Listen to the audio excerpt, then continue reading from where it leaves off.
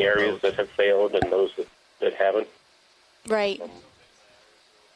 And so we try to get an understanding of the different parts, whether we're to the point where we can say an area is likely to fail versus good copy, Bridge. not Thank you. likely to fail. We're not really there yet. But, a lot of people are working on trying to get to that point. So so every part we see, the canyons, are these ones, the canyons that that dive yesterday and the dive today, they don't have.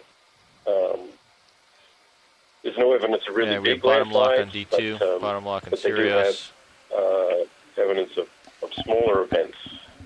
Nothing in sonar. That are part of the whole process of shaping the canyons and maintaining them and evolving. So you can still learn a lot from the small ones and maybe apply some of that to the bigger ones. But so little of this area has been explored that everything we see is something new. So Right. And that's one of our missions.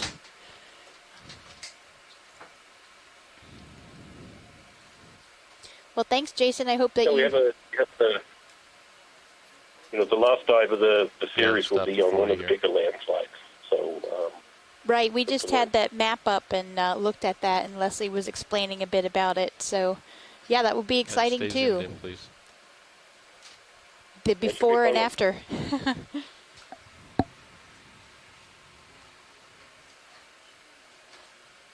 Well, Jason, I hope that you'll join us again if you see something exciting as we do this dive. Feel free to call in and or chat and let us know.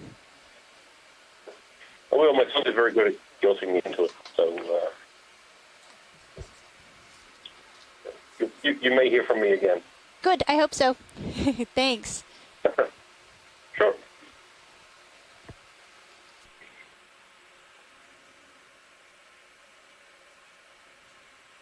Alright, I see bottom and sonar. If you want to turn your heading, Fernando, to just keep me in your aft cam.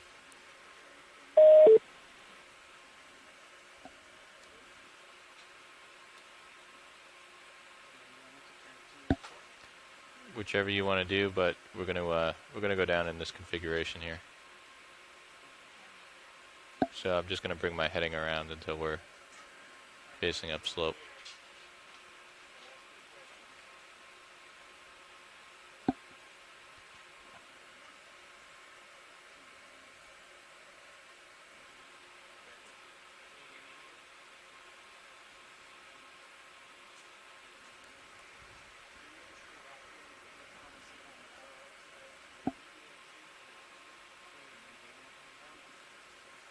Still coming around.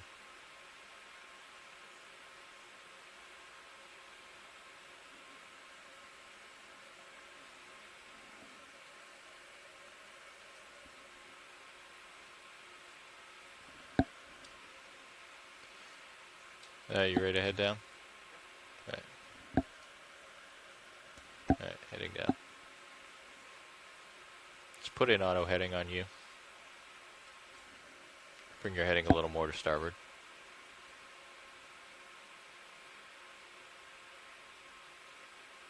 Yeah.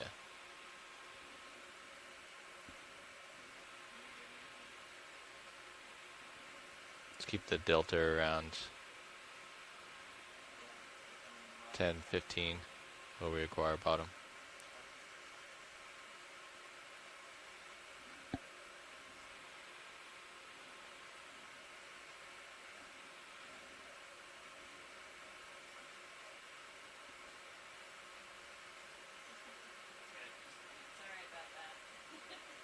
Alright, I have bottom. Hold off video. Alright, I have bottom in sight.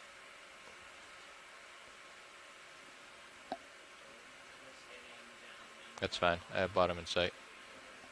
Alright, I'm gonna keep coming down and back up towards you.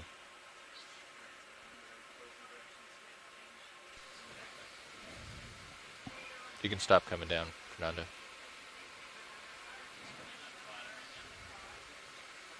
I'm going to be going down slope here. And the bottom is in sight. Several fish, numerous fish. Synapobranchid eels, most likely, and lots of soft sediment. What are they eating? What do those eels eat? I imagine they eat anything that they can find.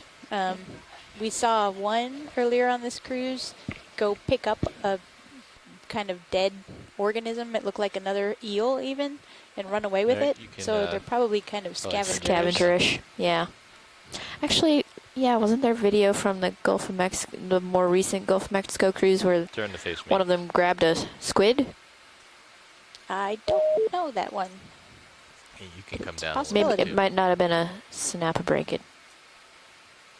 I don't.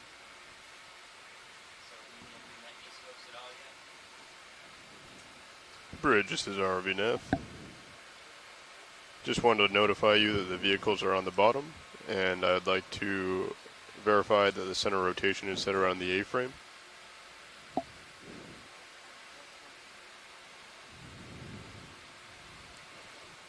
Should we introduce ourselves? I was just having the same thought.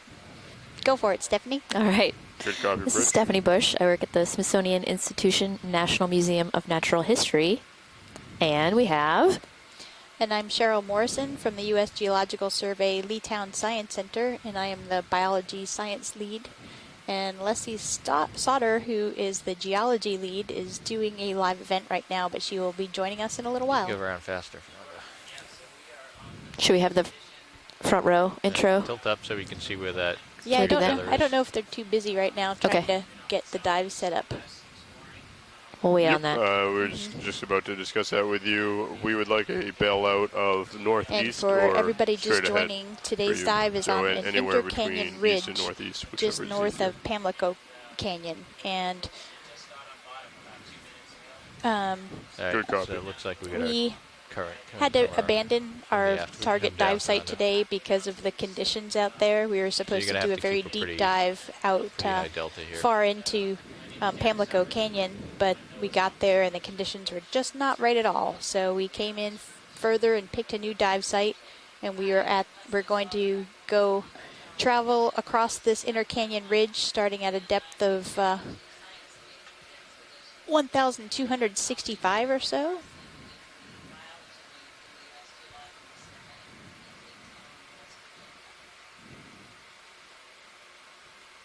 Oh, and Amanda said that going back to the synapobranchid eels and what they eat, that they saw one on the Canex cruise with a midwater fish still wiggling in its mouth. So, yeah, I guess they must be Thank you. Scavengers and predators. Scavengers and predators, yeah. I guess in the deep sea, you gotta be flexible with what food you go for. Mm-hmm.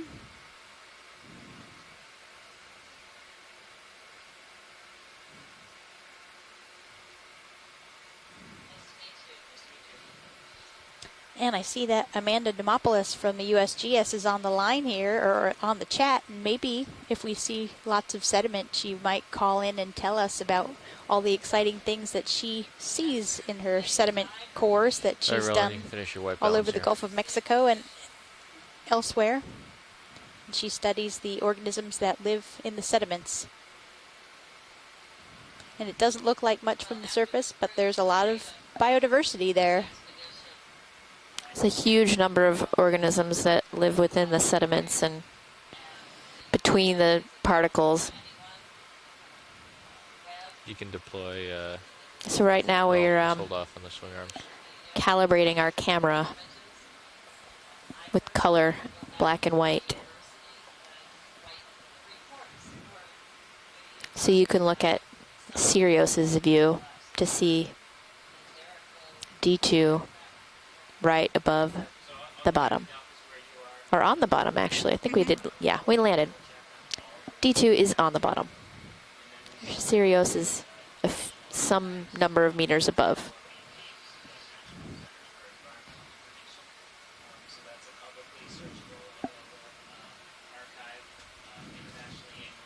So it sounds like some of my USGS colleagues are hoping that this is going to be a sediment dive. Amanda and Jason Chater, who just spoke to us, both will be very happy to see this. And it will be interesting to see what the biota looks like here compared to the one that we dove on yesterday. And that was actually an intra-canyon ridge, so within a ridge system, where this is between canyons, and this one is yesterday's was within, today is in between canyons. Intra. Yeah. Versus inter. Exactly.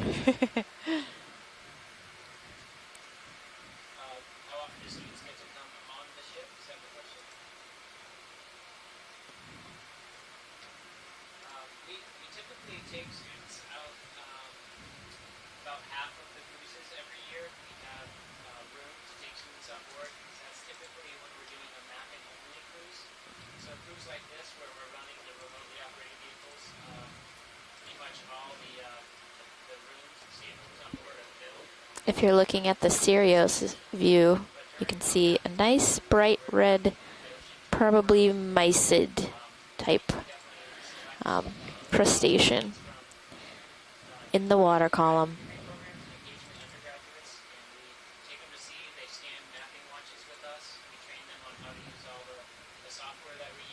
As well as some synaphobranchid eels. And we did see red mysids yesterday.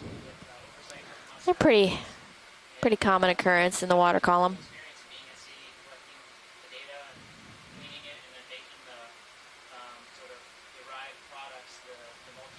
And we also saw very numerous sea pens, or maybe not very numerous, but they were one of the dominant fauna. But the most abundant were the ophiuroids, and I don't see any of these ophiuroids in this first Yeah, in our first view, it doesn't look to be stuffed full of them like much of the view yesterday. Mm-hmm. But I doubt it will be long until we see one. This is true.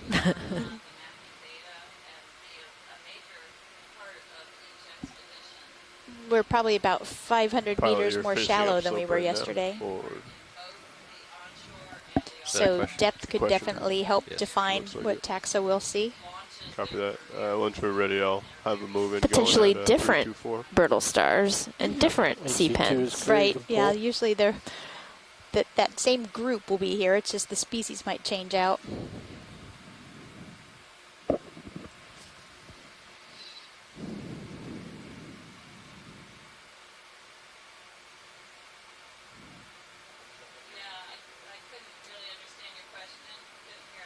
If we don't see carpets of brittle stars like we were seeing all throughout yesterday, it may say something about the depositional environment and how much material is landing on the bottom in this particular spot compared to the other one. Yeah, so maybe not as much food hidden within those sediments.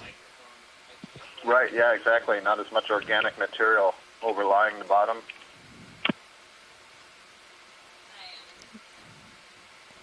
Very true. Or we're just going to see an entire army of crabs that has cleaned out the brittle stars. But I think what Scott brought up is more likely that whatever's falling down here, or there may be less falling down, or there's less organic material amongst what is falling down and settling on the seafloor.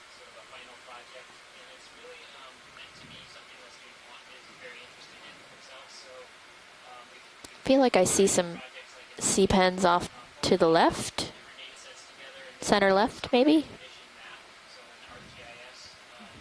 or I'm seeing things.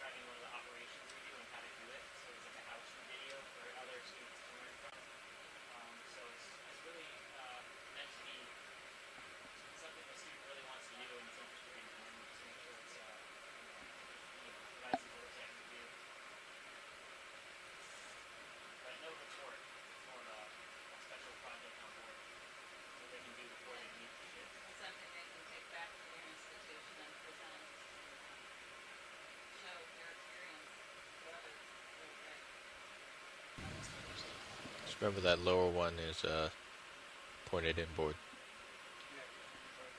Okay. All right, let's get the fish here rolling. There's a rat tail. Is that, what is it? Nizumia is Nizumia? the common one. I'm not sure what species.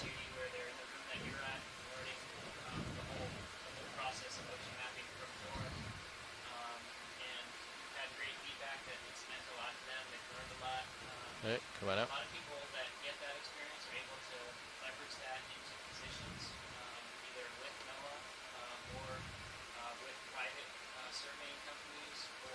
And still the draw when you get a chance. Let's get the shrimp. Oh, that's actually Nathaphausia. That's cool. You can go tight. So this red shrimp is, I'm pretty sure, in the genus Nathaphausia. It's a mysid. And the way you can tell it's Nathaphausia is this really long extension of the rostrum. That is probably a defensive feature, so they're harder to fit in the mouth of a potential predator. Bring it into 50 meters. Copy. They also have two relatively smaller spines on the back end of the carapace.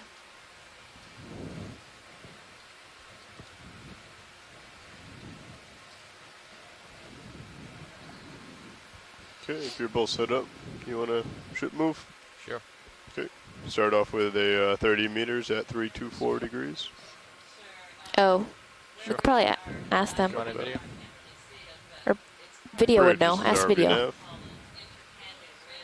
We'd like to call in a ship move of 30 meters at 324 degrees. Go ahead. Speed 0.2 knots, please.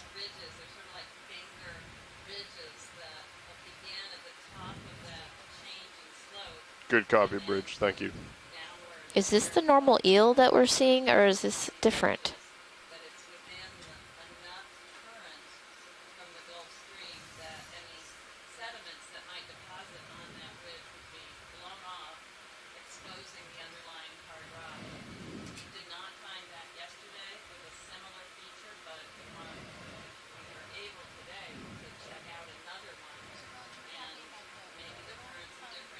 Okay, just come on out.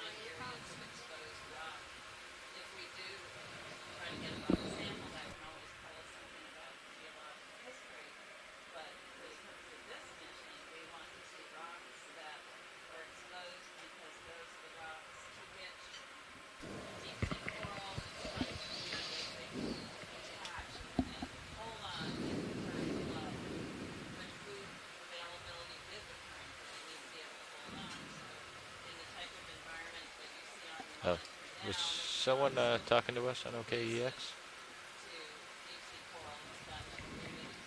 Okay. Okay, that's all right.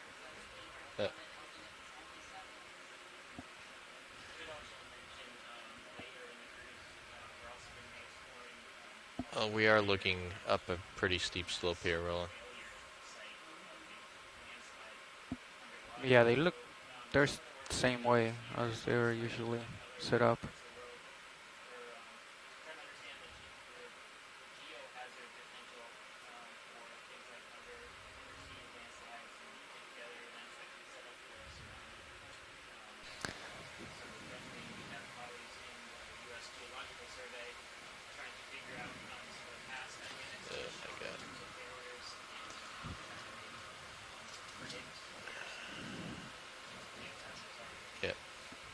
So you can see how fine this sediment is and how easy it is to accidentally kick it up, especially when you're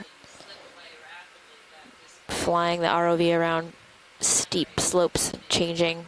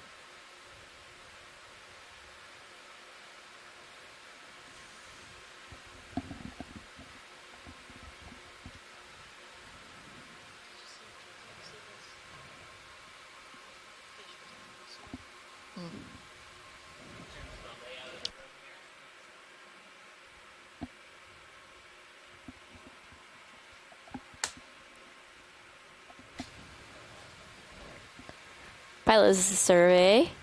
Go ahead, survey. Can we look at one of these red shrimp on the bottom here? Absolutely. Thank you. All right, let's get the little shrimp.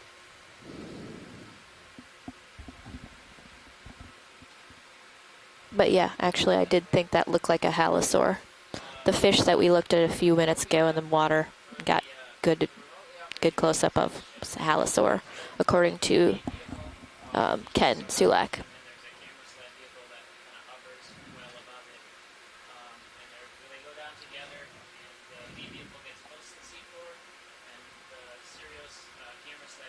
This is going to be a fun day. Do you know anything about these benthic shrimp? Oh, Scott says nematocarcinid shrimp? Three-legged shrimp? Thread-legged. Oh, sorry. That makes more sense. Thread-legged. I was like, it looks like it has more than 3 legs to me.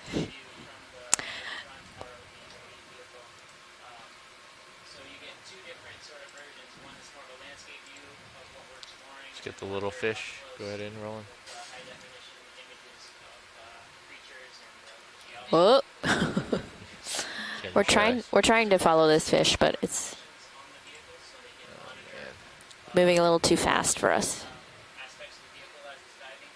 Oh, there's another Gnathophasia mysid swimming by in the midwater. Oh, what's this? Oh, one of those tripod fish that's like safety cone colored. Go ahead and roll. Black and white. Yeah, I don't think we've seen one that has that kind of coloration. Oh, I thought we had early on in the cruise, like one of the earlier dives, but I could be. All I remember is them being more black all the way go tight. down their body.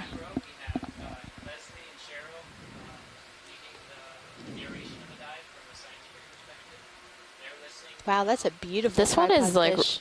I mean, they're all pretty cool, but this one is even more disco than the others that we've been seeing. Very impressive.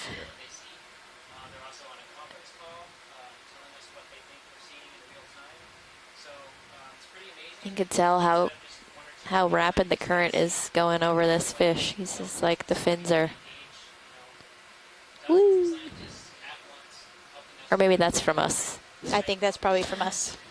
There's a fair amount of current. Okay, it's both. Yeah. Both high current and us. So we're going to be looking at a lot of dust all day just because the current's Copy that, Bridge. coming Thank from you. the aft going uphill. Yeah. So Got it. anytime I hit any dust, it's just going to fly into our face. Yeah.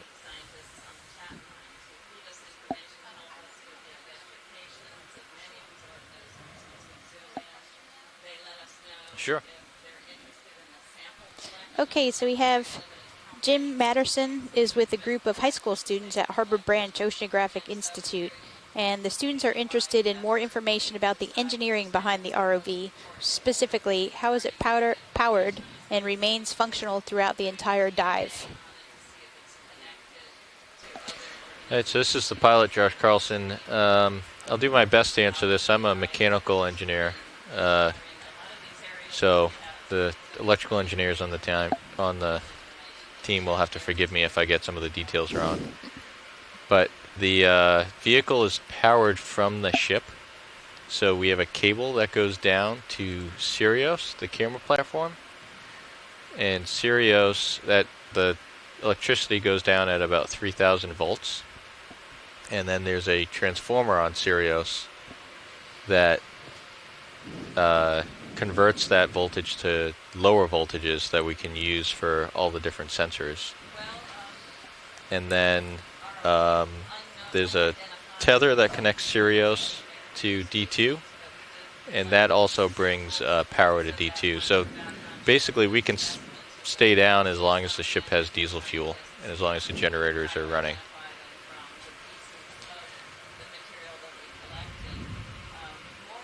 Thanks, Josh. Yep.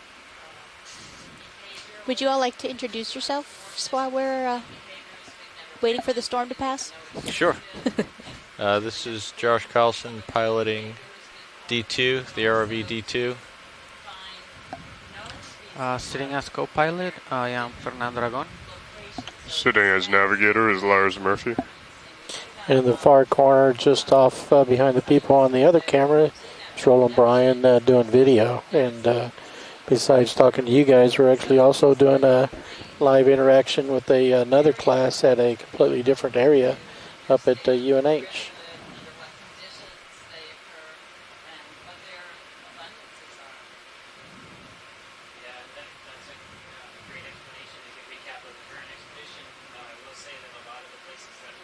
So the tripod fish that we were just looking at, Ken Sulek Sure. Was able to identify it as Bathopteros viridensis. Okay, hold on. Bathopteros viridensis. I was asking if we wanted That's another awesome, ship Ken. move. Thanks. Shorter this time, though. Yeah, can you come down a little bit, Fernando? Sure.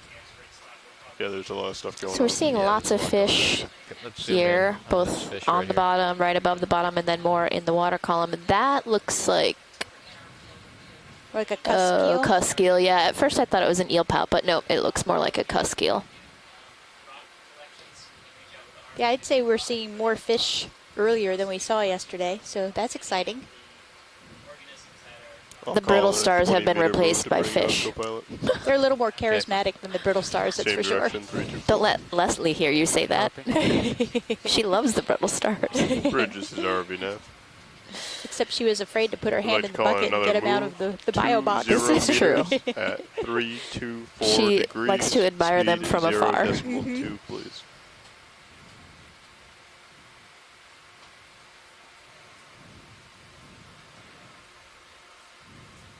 Good copy.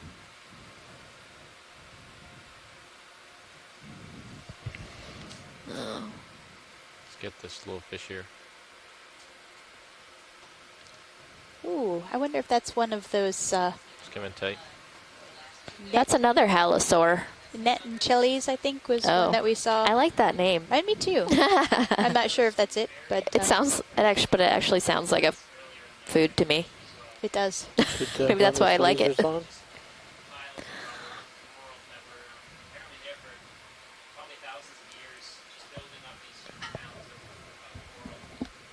also something you just passed to the left now, a burrow, and there was something thin wiggling out of it. Maybe too far since we're following the fish, though. Come in partial. Something wiggling. Oh, yeah, really small, like worm-like. It's that burrow that's almost just to the left of the lasers. Okay. Let's investigate. Because I was paying attention to the fish, so I didn't see some little it's a little bit more blackish thing. It's coming. Maybe it was the burrow above the one that's now off screen. Okay. The blackish thing was the dark hole. Right, come on out. It's a wiggly thing bottom left.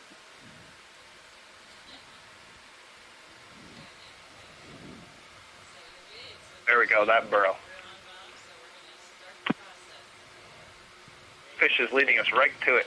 Let's come out in, Roland. I think he must, yeah, he's got this one? Yep, that's the one. No, There's something there on the left side. I don't know what it is, but caught my eye. I think there's some tube worms and then possibly some mucus strings. Yeah, maybe it was just a mucus string that when we moved over it, it got stirred up. But I think it's that tube-like thing that's sticking out. That's fine. Doesn't look like it's anything alive. Okay. I don't know. I think there was one tube worm that looked. Yeah, it could be somebody in there retracted, but. Alright, come on out.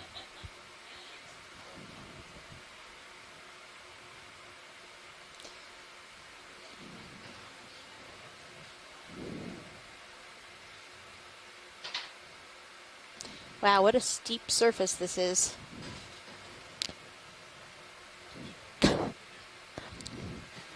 Lots of mud.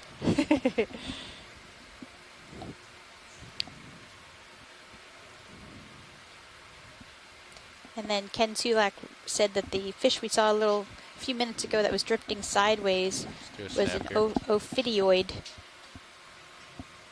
Dicrolini Intranigra. Intranigra. I've never seen Here's that. a little eel pout. Oh, how adorable. We saw some of these yesterday, right? Mm-hmm. Let's see if I can. Like Lycodes, similar to a Lycodes. I'm sure someone ID'd it yesterday, but. Yep, Lycodes terra novae. Look at me knowing something about fish. Great. Woohoo.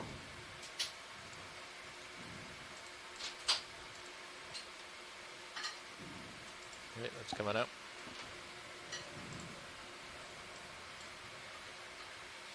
Man, there's fish everywhere. It's definitely a fish dive. That's so far very exciting. And I guess I need to correct myself based on contributions from the chat room. The red shrimp-like things in the water column, Gnathophausia, are not mysids. They're lophogastrids.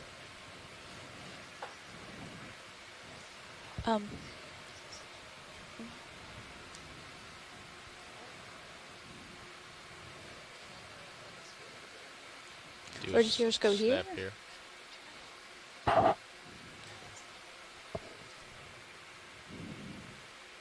Is this another one of those thread-legged, although it looks slightly differently colored? Right here. Well, the legs are certainly small enough to be another nematocarcinid, so that's what we go with, but I agree it's a much lighter shade. Yeah, and that, Scott, you would know more than I, but is there color variability within species, or does this indicate it's different species within the same genus? I don't know. Yeah, I don't know enough about the species designations. Color seems to be more important in the crustaceans than the corals for determining species, but I don't know enough about the nematocarcinidae. But I do know that the family, in part, is defined based on those really, really thin and long legs. They all have those extremely long antennae, as you saw there. Good copy, Bridge. Thank you. Thanks, Scott.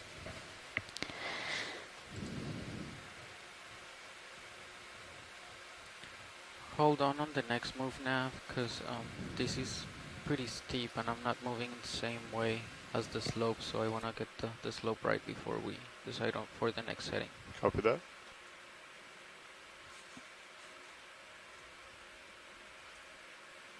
Let's do a snap right here.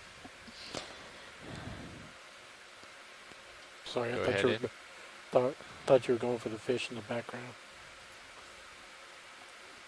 It's a molt.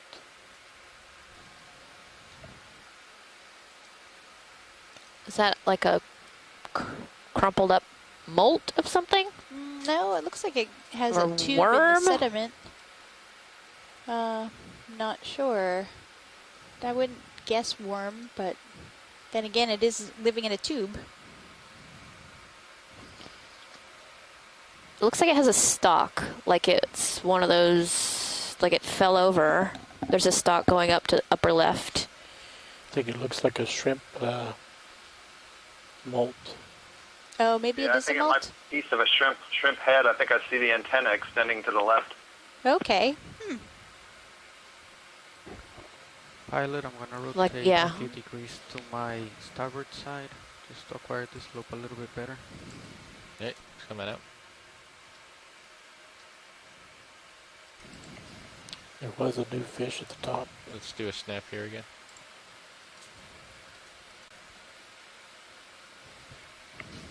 Looks like more of it, more of the molt. It's curious.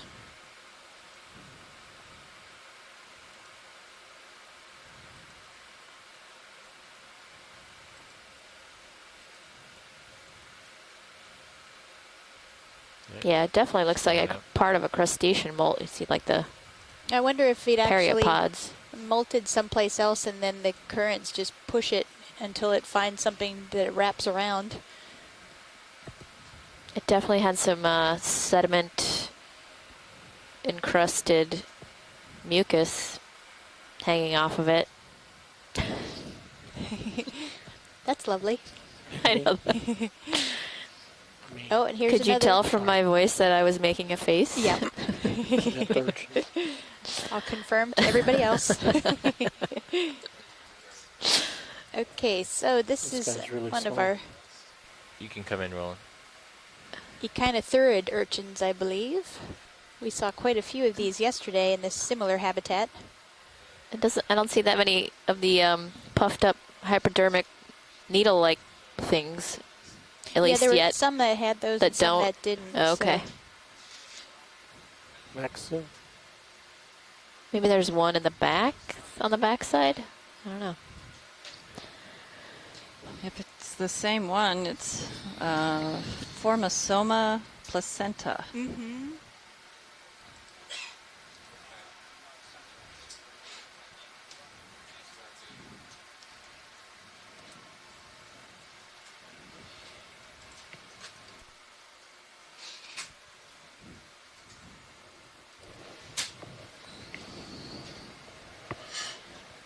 And these are the pancake urchins, and they're called that because if you were to bring them up on the ship and take them out of the water, they evacuate all of the water inside, and their test is actually soft, and they'll just flatten out like a pancake. Welcome to the front row. Thank you. Are we under move? Are we underway? We are currently stopped. Stop. Copy. What's our total waypointage? And you'd also want to be very careful handling one of these Pilot because they have survey. venom. Well, they gave us two. They said That they're they can pretty inject arbitrary. it. We're just climbing. So pretty much point me Copy up that. slope and I'll move you where you want to go. Perfect. Your hydraulics are on. I'm not sure why. Maybe you were... They were doing white balances pretty much as soon as we hit the bottom, so they may have been left over from that. Okay. Great. I want to go ahead and secure. And we're continuing up this very steep sedimented slope here. So far, the slope seems to be at 324. You don't see much evidence so, of 324 copy. the sand that's where the moves have been rolling going. down. Once you get pushed out a little bit, I'll go streaming ahead and call down like another. you might in a sand dune, and that's We've been doing probably 20-meter moves. the clay particles that are in here make it a little stickier. Yeah, sounds good. And some of this sediment What's on the surface bailout is very unconsolidated. Right, the grains aren't squished together, but underneath it's probably a little more so pretty much compacted. The ship comes straight ahead. It helps to Great. keep its shape on this very slope. soft sediment that's flying very easily. It was coming from behind you. This were coarser grain material, you'd see a lot more Yeah, I was told not to. of the material sliding down the trying not slope. to kick up any sediment. Or evidence of that. I don't think we'd actually see it. Yeah, it's been pretty messy down here this morning. Where did you say the current was? The sediment is very fine. I currently do not know with my sensors. The ADCP is down. But I was thinking, are we seeing it? Is the tether been looking like this mostly? Yes. Okay, so it seems to be going from Have we seen this west to fish east. today yet, Watchlights? Yes, we have. Yes. Copy that. Moving on. I'm ready for a move, actually. I've got you at 30. Copy that. Whenever you are, pilot. You want to get with nav? Yeah, no, I'm ready. Whatever you guys want. Excellent. Another 20 meters at 324. Or a pile of Okay, copy that. something.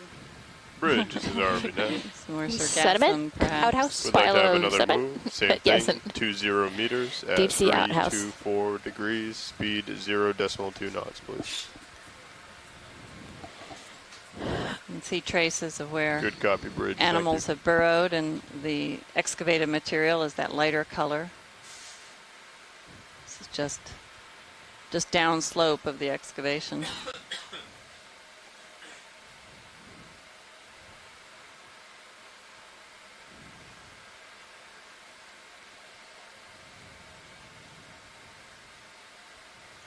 Seems to be a lot more of the sargassum piles here, if that's what we're seeing on the floor.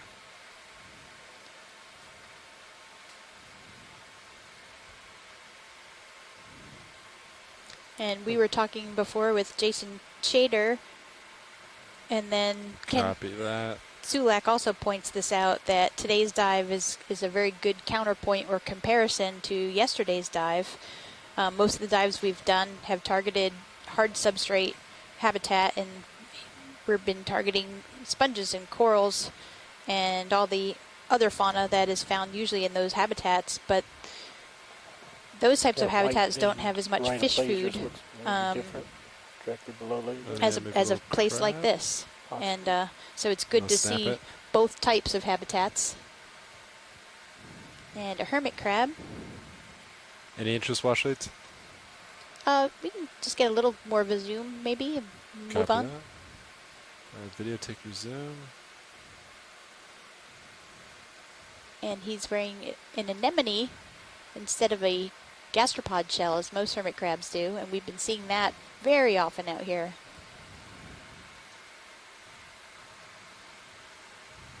Is Is that it a two fly trap anemones or anemone one on his folded back? over? I don't know, it looked like there might have been two. Looked like one on either side, but it's hard to tell. He's running away. For what? Just like the one yesterday that kind of like Copy. tried to launch itself off the sediment and go.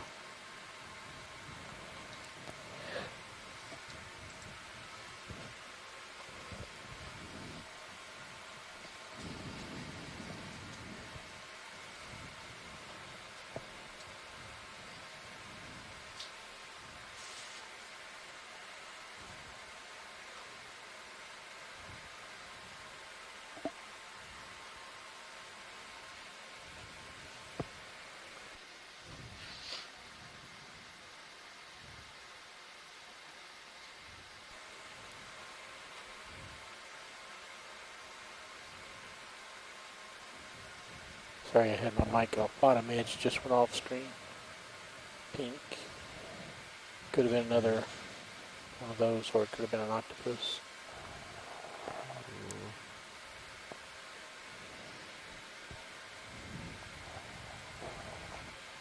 Still backwards.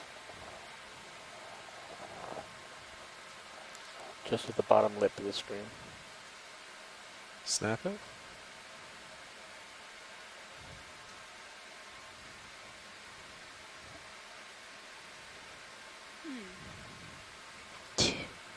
Tube anemone or something?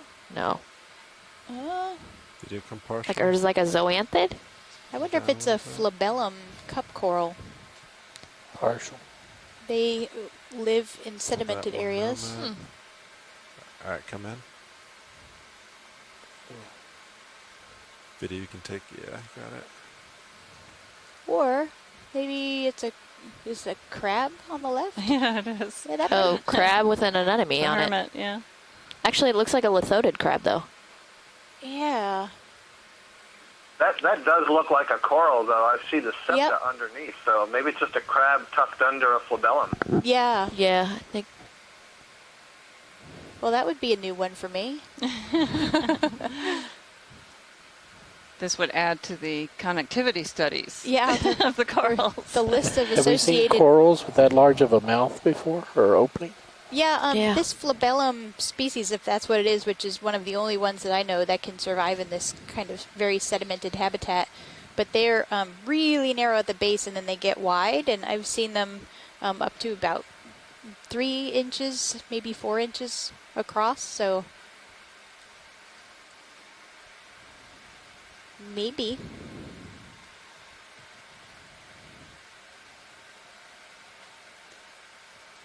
But that's a very interesting association, too, with the crab. All right, you can come wide. Should we get lasers on it? I think this must just be the angle. The crab just must be tucked under there and not Yeah. attached to it in any way, is my guess. Yeah, that's what I would guess also. Is the flabellum just anchored in the sediment, or does that mean there's a rock underneath the sediment it's attached to? It can settle on the tiniest little thing. So Oh, if you look okay. at the base, it is microscopic, like Oh, okay, they really narrows do. down. So Okay. they do Alright, need video go in. something to settle on, but it can But be it can be really seriously like small. a little pebble. Okay. Yeah, you can see it better from this angle. Like it's just.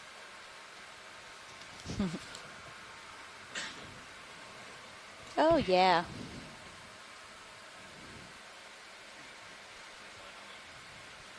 And we collected Copy. several flabellum during the Mid-Atlantic Canyons project, so that's how I got to learn about them a bit. And the genus is very widely distributed. There's some Alright, in you come wide. Antarctica. All right. Nice. You can follow me back. I'll come center, co-pilot. Copy.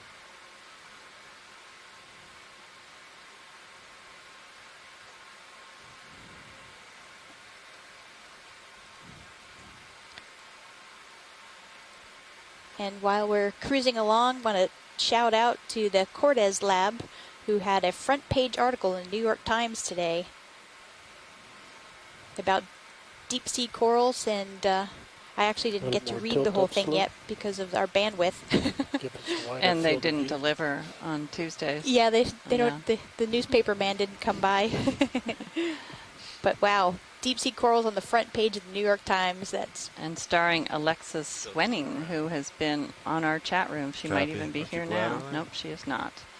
But she has joined us on several occasions. Copy.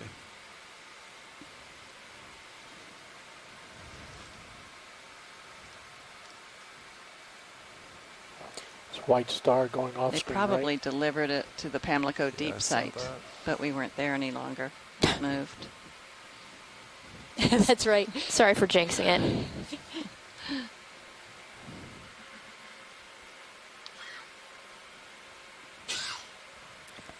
And that group is from Temple University. Congratulations.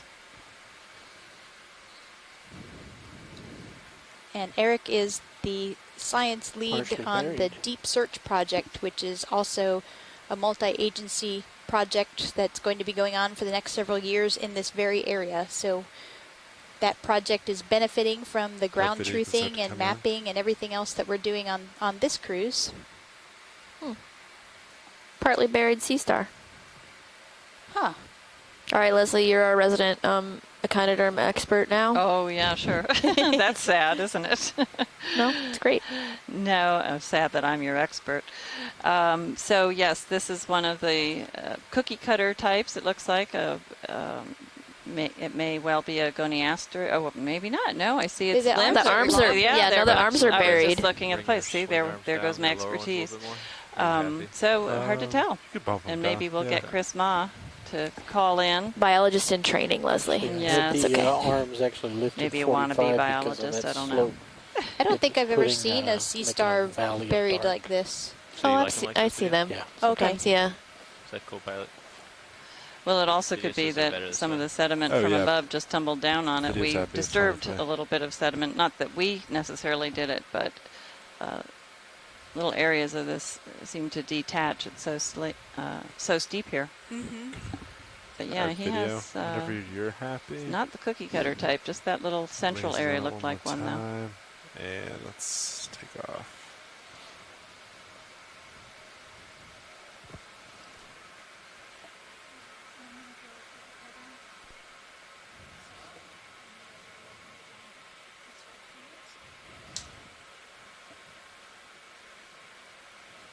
All right, Copilot, so... Swimming thing coming near lasers. Yeah, copy. She'll tell us. Go for, ooh. It's nothing to do with us. We can lose him. Yeah, he's... Next time. Do we have any idea what service current's doing? Not very many brittle stars today. We currently don't. The ADCP Certainly not here. Even on the steeper slopes yesterday, we saw plenty of them distributed all across the sediment and not at all clumped. Gotcha. They were overly dispersed. Is that what it's called? Yeah. Hey, survey. Hey, Chris. Did you get a look at the sea star that was partially buried? I did. Mm-hmm. Obviously, being partially buried precludes a complete identification, but that's what's called a Paxillocidin, probably in the Astropectinidae. Basically, these are mud stars. They're a group that we haven't actually seen yet on these cruises, but they're based on the specimens that I've seen. They're widespread throughout this area. They're probably just buried or hiding.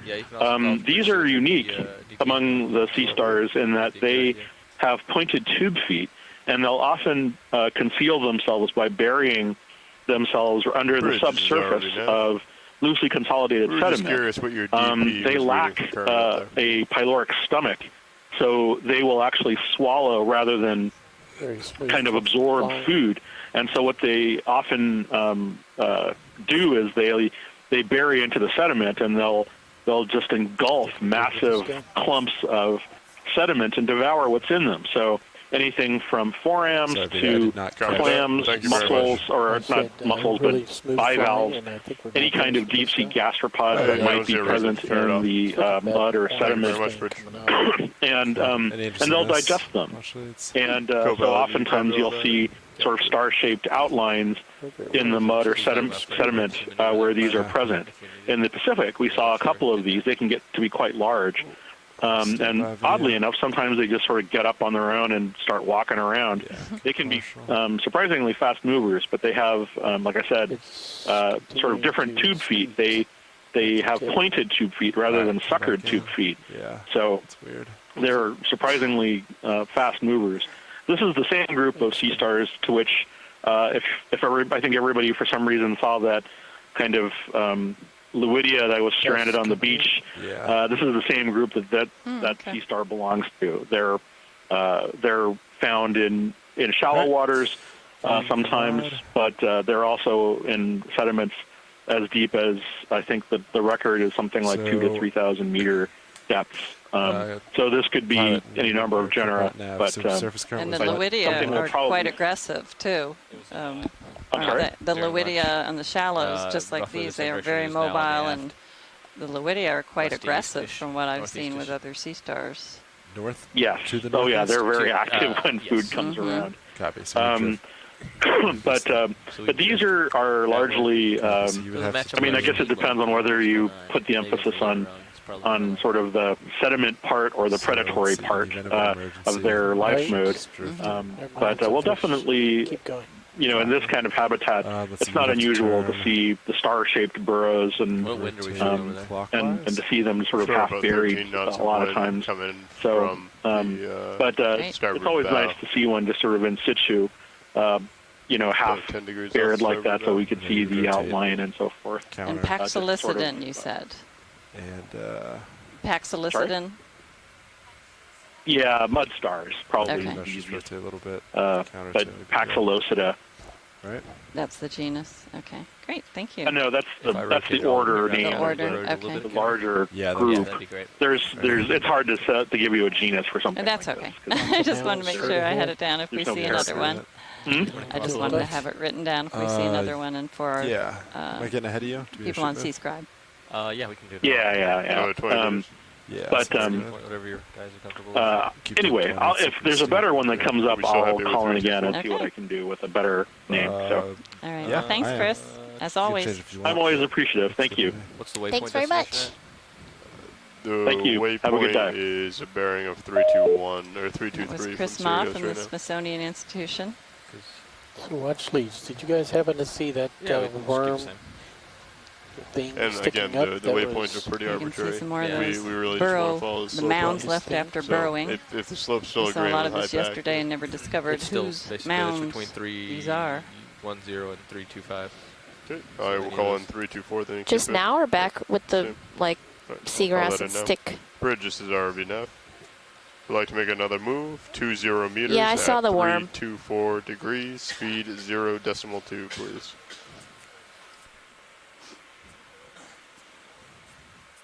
Good copy, Bridge. Thank you.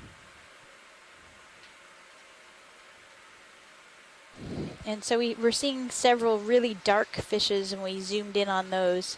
And Ken Sulak has identified those as Dicrolini intranigra.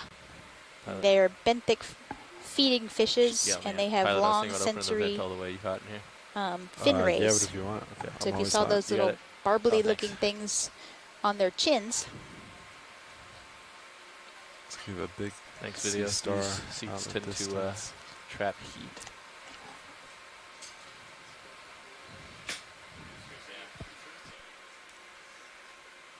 Because it was freezing this morning.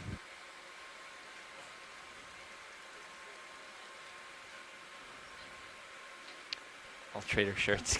Give her this. Pilot, there was another sea star that we just passed on the left. Yeah, I saw upper left. I can go that way. There's a partially buried one and one that is at the surface.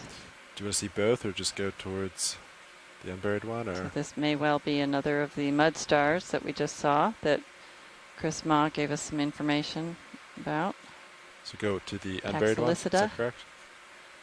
These are the mud dwellers. I don't know. Certainly the one under the mud is likely that, but we haven't seen its full body revealed to know if it looks like this on top of the mud.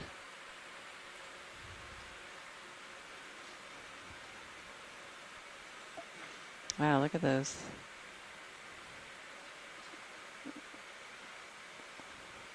These are interesting tubes at the ends of the arms. Down. Yeah, there you go. It's hard to see if the tube feet are pointed. They're down in the mud.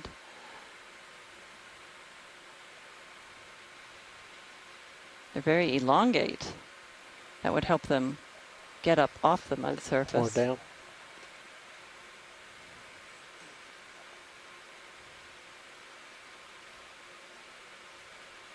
You can see them working the sediments there. Yeah, they are pointed. Look at that. See that one in the upper left, retracting. And these tube feet are propelled by their water vascular system.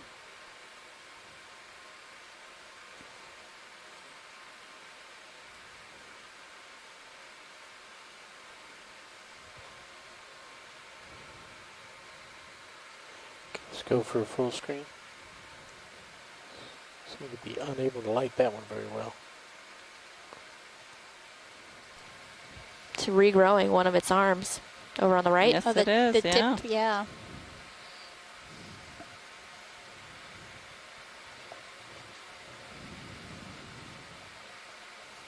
Great. Thanks, pilot. All right, video, whenever you're happy. And watch it. Did you want to see the partially buried one too? Or just move on? Let's look at the partially buried one. I think that Chris Ma is calling in, and he'll probably want to see that. So, copy if that. that's not a problem. Thanks again. Another one at the top of the They've screen, just too. called in and called out like that. They're all over. Yeah, so this is definitely a classic representative of the mud stars that I was talking about. I'm trying to look it up because there's there's so many of them. This one could be either either Plutonaster or Dipsocastor. And these are so that's about 10 centimeters across. So that's also quite a sizable animal. These are usually found when we collect them, their guts are filled with mud, as I indicated with the others. And they're usually filled with that from port quarters. Again, sort of the potential food stuff that's present. Sometimes there are forams, sometimes there are small gastropods, or even small bivalves present. And so these often eating those. Thanks, Nav. Oh, wow. Yeah. So now you're thought you'd like that. We knew you hadn't seen it yet. We've got some action. Wow, yeah, so you're now seeing a classic view of the tube feet, the pointed tube feet, and it looks like it's excavating itself from the mud. Yeah. Ooh, that is just some beauty. That is some lovely, lovely video. Oh, man. Yeah, when we crossed over it earlier, he was still and in the mud, and so when we just moved in on him for the zoom, he was in that position of climbing out of the mud. Looks like we found a star. And Chris, did you say something about the tube feet at the end of the arms? They're like more normal tube feet compared to the pointed ones. It's okay. He's got a the ones at the tips are probably being used as a kind of sensory cluster. I mean, they're probably helping it move around. I mean, sort of sense what and where it's going. As he moves, there's definitely a large number of them. We can move on. Thanks, that was great. All right. There's a lot of interesting stuff going on in that image. There are, for example, I only heard you because I had we saw the tube feet with the pointed ends. And I'm sorry, did you? No, we were just giving instructions, but no, we're going to stick around a little bit because he's now raising his other arm to excavate himself. Oh, wow. Yeah. You'll see it in a few seconds. I've never seen one of these deep sea things do this, so this is really a treat. It's great. They lift it up and knock the sediment off and do it probably arm by arm. It's almost like it's sort of waking up in the morning. Stretching itself. Pushing off the covers.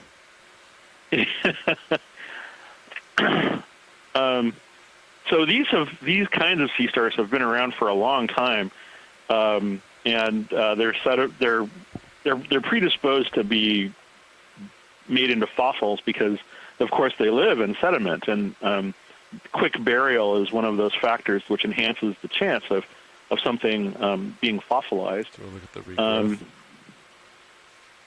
So this looks a lot like Plutonaster to me.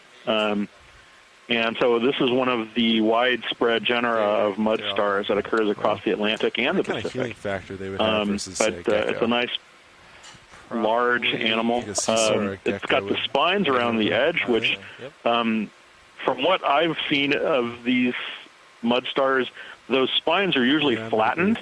So even though they look more like sort of defensive structures, I think they assist just as easily in helping them dig and move around in the sediment. You'll notice too how there's a sort of a fine texture along the surface, and those are what's called paxilla. And it's thought that the paxilla kind of keep all of the sediment at the top surface and permit all of the papilla, all of the gills, which are just below that, sort of an extra corridor to respire. So there's actually kind of if you will, a forest of plates that holds up a false surface on the top, and then and then the gills are on the actual surface of the animal, right at the base of these trees of plates on the top, and so that's how they can stay buried and continue to respire. The water kind of flows between the plates, which are, so they can get into the gills that are protected by these paxilla. There's a whole host of interesting things that these animals do, just in spite of just sort of this sort of life mode where because there's so many of them and they're buried in the sediment, and it's interesting to look at how they interact with other animals that live there. I see now we're coming on a brittle star. If it's like the ones we saw yesterday, it would be Ophiomusa limani, maybe.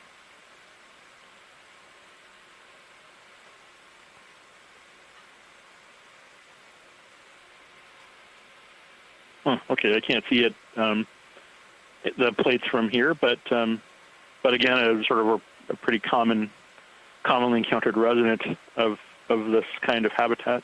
Anyway, that was really neat. Appreciate stopping. I get the impression you'll probably see a few more of these as we go along, but I think the ones that you'll see are these big ones with the spiny edges. They'll probably be in the genus Plutonaster. And I believe that's named after Pluto, the god of the underworld. So, so you basically have since they live in the abyss, this is an appropriate name for them. Would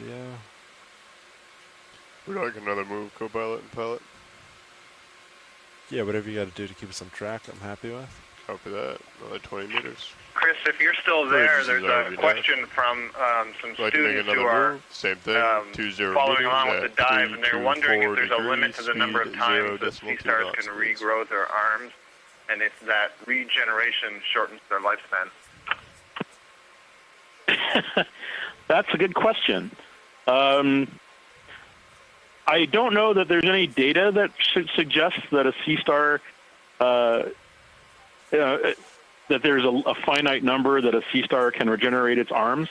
Under ideal conditions, I don't see that there would be any reason why they couldn't regrow their arms, an uncounted number of times. It is very clear, however, from experiments that regeneration costs the animal in terms of its overall energy budget and so forth. So it's not something that is done casually. And it also depends on the species, because some species of sea star, there's a group in the tropical shallow water habitats, for example, called the Ophidiastridae. These sea stars can regenerate asexually. They actually can sometimes break apart and regenerate just casually.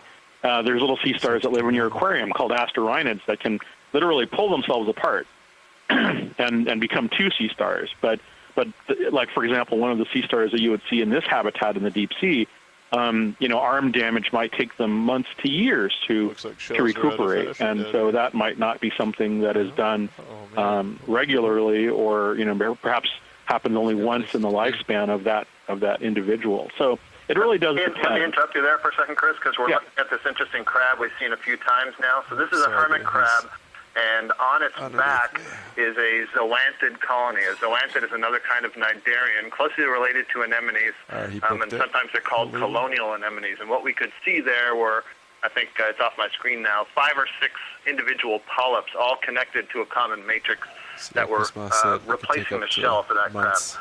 Sorry, Chris, go ahead. Oh, no, that's fine. A friend of mine, actually, who works on anomerian crabs, tells me that a majority of the hermit crabs in the deeps can be assigned to the genus Parapagoras. So, Chris Boyko, I'm going to quote you here, and we'll see how that goes. Anyway, I was done with my little thing on sea star regeneration, so thank you for giving me the time. I appreciate it. So I'll hand it back to you. I guess that was Stephanie and see that surface current down here. Cheryl. Yep, I think Cheryl might be gone, but yep. Thank you, Chris. That was a great answer. And we're looking now at another of, I'm going to use the name now also, Parapagoras, and it has a zoanthid colony on the back. So this one, time to describe 1, 2, 3, 4, 5, 6, looks like 6 of the zoids. These are basically polyps, the same sort of thing that we're seeing on all the corals, if you've been on past dives. Yeah, the last and one you see six, each of the polyps has a ring of tentacles, and it would have a mouth. So basically the idea is that zoanthid could grow in size as the crab is growing, and so constantly give it a space in which to live. Where are they coming from? The zoanthid is also benefiting because the crab is moving it around and stirring up sediments, and so it may be getting material that is being stirred up by the crab, or maybe even when the crab is feeding, it can grab some of the particulates that are being shed. Looks like just seaweed in front of that burrow. Hey, Scott, maybe I missed you saying it, but is there a shell under the zoanthids, or just the zoanthids and the hermit crab? There's another one. Is it? Yeah, that's a good question, Stephanie. So I'm not entirely certain. I do know that there is a group of anemones that does secrete a shell. The shell is basically a protein type of shell. So it is being secreted by the pedal foot of the anemone. And I presume that there is something similar for the zoanthids, but I don't actually know that. Good copy, Bridge. Thank you for the update. Pilots, we are back to port with the current. Copy that. Thank you. Next Nav. I think this is a tube anemone. Oh, it doesn't look like typical Cereanthid. Is it? Not a tube anemone, just a regular anemone. Oh, is it? Okay. There's the mouth. If it were a tube anemone, tentacles around that. So this is actiniarian. And it's a nice comparison to what we were just seeing with the zoanthids. So this is a single polyp, whereas on the back of that crab was 5 or 6 polyps all joined together. So they're all members of the Hexacoralia in different orders. Would you like another move where you're looking at him at 27? Did that move just You guys see the solitary hydroids above it? We'll wait till he's out of there. Yeah, some amphipods climbing around there. Actually, there's a number of amphipods climbing around on those hydroids behind the anemone. Yeah, this, I'm not sure, I'm not 100% sure they're solitary, but they're definitely hydroids, probably the family Tubulariidae. You can see kind of the pinkish, I'll call it the body, surrounded by tentacles, and then they go into these long tubes. And it may be that they're connected within the tubes to each other. This is a family that's also fairly common in shallow water, so if you go to a pier piling or something and pull up masses of stuff that's growing on the pier on the ropes, you often find these, although much smaller than I think we're looking at here. Yeah, and I see at least 3 pinkish amphipods climbing around on them, on the hydroids. Are those possibly some antennae coming out of that whole center screen left? I can't tell, but it looks like there's something lining the burrow that is behind the hydroids and blade of seagrass.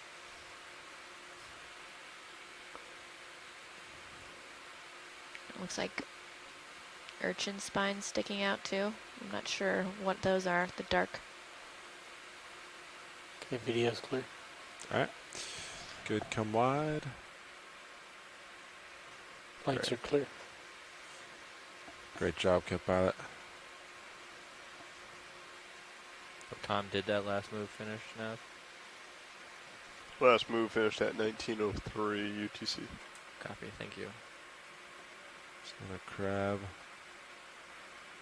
This one's actually flying away from us now. We're crawling away. Video, you want to zoom in on crab?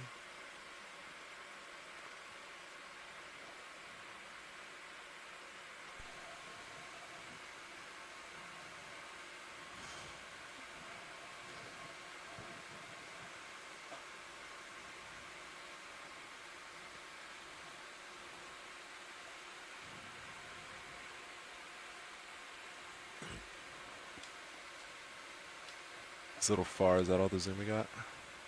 Nice.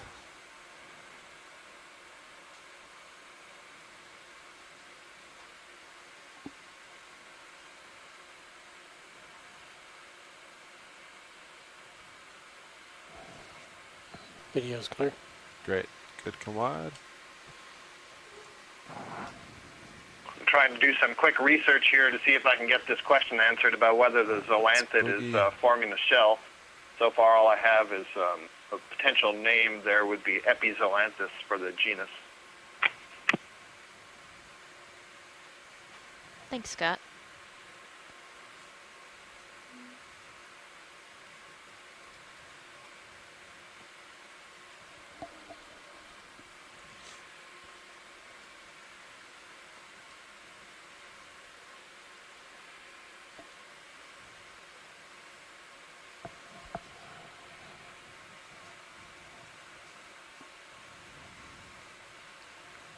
Are you about ready for that move, pilot?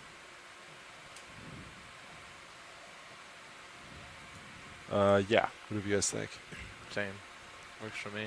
Copy that. Another 20 meters at 324. Thank you, Nav. Bridge, this is RB Nav. Would like to make another move. Same thing. 20 meters at 324 degrees. Speed 0.2. Went off screen. Pilot, this is watch. Good copy, Bridge. Watch it, go ahead. There's something off screen lower right. Copy. We pan down and check it out. Yep. Want to stay left on this object? Just right of the right laser. I think it's an anemone. Lower. Alright, video. Let's start to come in. Just stay right there as I get a little lower.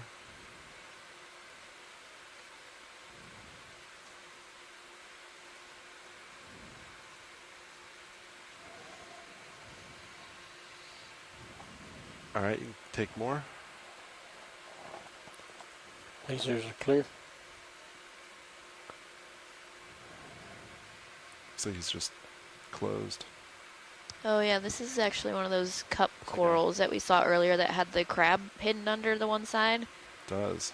I forget what the name of it was, but Flabellum is the name, and they do have this characteristic appearance of being folded over like this. Looks like a choco taco. That's the way I describe it, and kind of the way we've been referring to the Venus flytrap anemones. In this case, the skeleton that it's living on seems somewhat compressed and flattened, kind of like a taco. Yeah. Yeah. I don't. What would be the functionality of that for something trying to catch stuff coming by in the water to like I'm fold not yourself sure. in half? I wonder if it has something to do with growing on these sediments, and is a way of preventing the whole oral disc, which is the flattened part where the tentacles ring, maybe from being buried in sediments. Oh yeah, that makes sense. Yeah. Alright, video, come wide.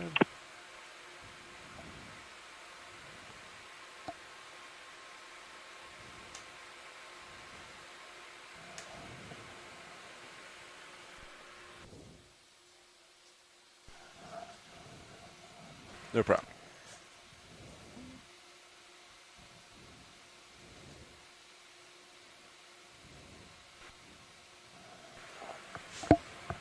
So I think we were expecting this slope to be about 20 degrees. Would you guys think we were expecting it to be about 29 degrees. Oh, 29, okay. Currently, I would call that 40 degrees.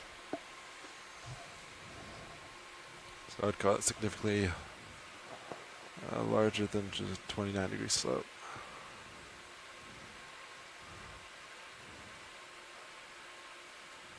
So our depth still match high pack, Nav? Roughly. It says that we should be right around 1210, and we are at 1197, so we're off by like 13 meters. Yeah, that's pretty good.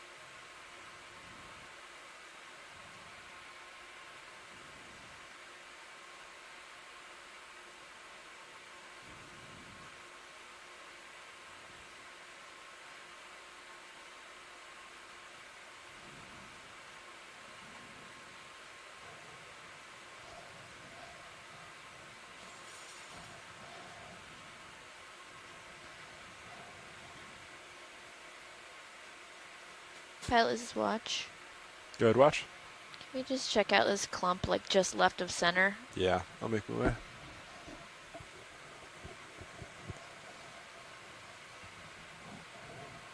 Alright, video. Here we go for clump.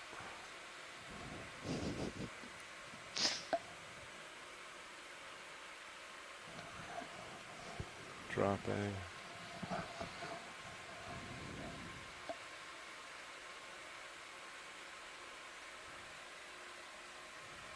Compartial video? Yeah, right there's good.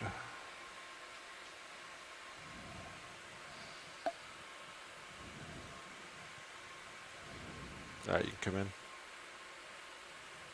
More tilt down. So it looks like partially seagrass and partially abraded sargassum, maybe, as far as... Anyway, surface produced and covered in bryozoans. Enough that there must be some kind of tubes or something in there. Doesn't seem to be moving very much. But I agree, doesn't look like there's some seagrass caught up in there. I wonder if there's like hydrozoan tubes maybe? Or is it all seagrass? I can't tell as well as you can. Actually, I think I was incorrect in saying there was seagrass caught in there. Now that we zoomed in, I think it's just part of the blades of sargassum. And then I'm actually, maybe hydroids also, but I'm not really sure. Yeah, I mean, there's definitely stuff overgrowing. Maybe some bryozoan in the front lower right. Yeah, definitely bryozoans, and then there's some of the tubularia on the upper right, kind of spread around. Yeah. But I don't know what the base structure is on the upper right. But it certainly shows that there are organisms, vessel organisms, that are desperately searching in this muddy area for something to settle on and grow. For sure, yeah. And I just wanted to check this out since we've been seeing quite a few of these clumps, and I wanted to see if we could tell, what they were. If they're mostly sargassum based, it looks like this one, most likely at least partially so. All right. Happy with that? Great. Video swapping out. Copy that. Thanks, video. Go ahead, Bridge.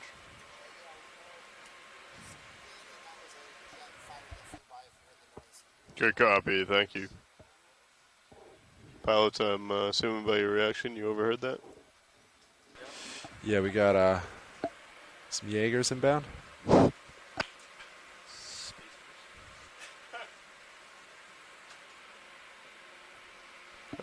Yes, that's correct. Copy.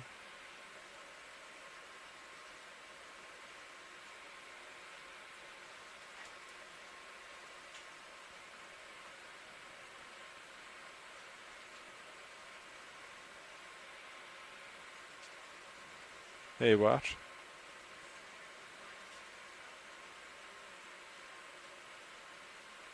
It's the one that just kind of did a little shuffle there.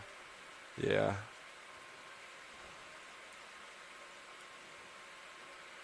Alright, video, you want to do a partial zoom on that?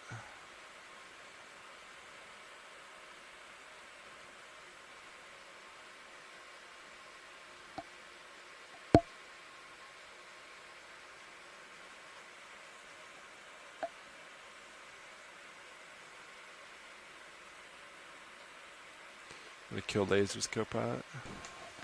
Looks like the same type of eel pout that we saw before, just more pale. So. Copy. Are you happy with that? That's good. Yeah, that's good. Right. Thanks. Come wide video. Let's keep moving.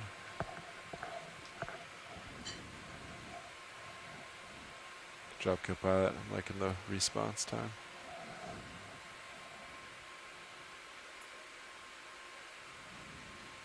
Rat tail.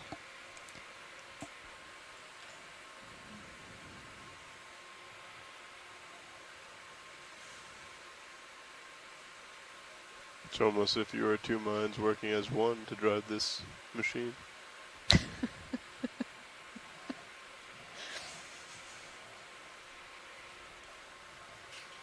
You see some animal trails here.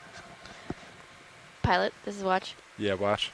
You see that trying to trail through the sediment on the left there? Yeah, you want me to follow it? On the upper part, there's something pale. I just want to check it out, see if we can tell what it's from. Yeah. If possible. Thanks. Video, come on in.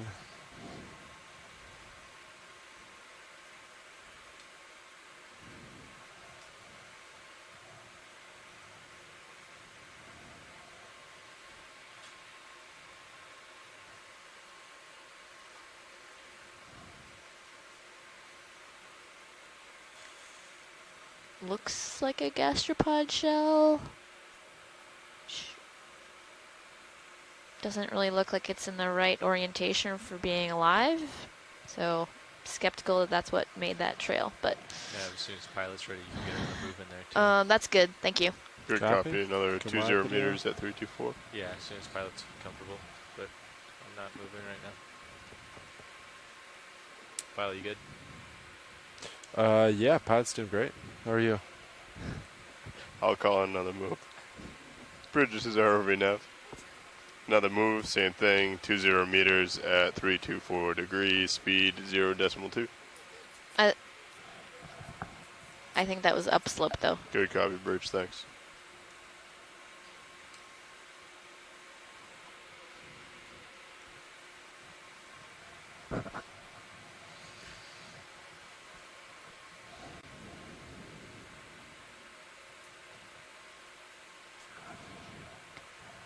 Pilot, can we check out this pale, long, skinny fish on the left? Yeah. Thank you. Copy that.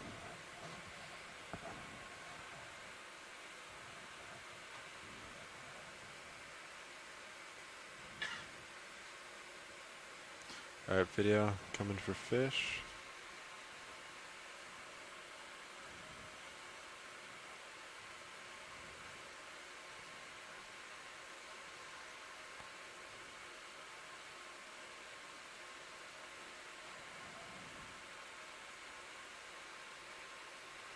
Go for head first.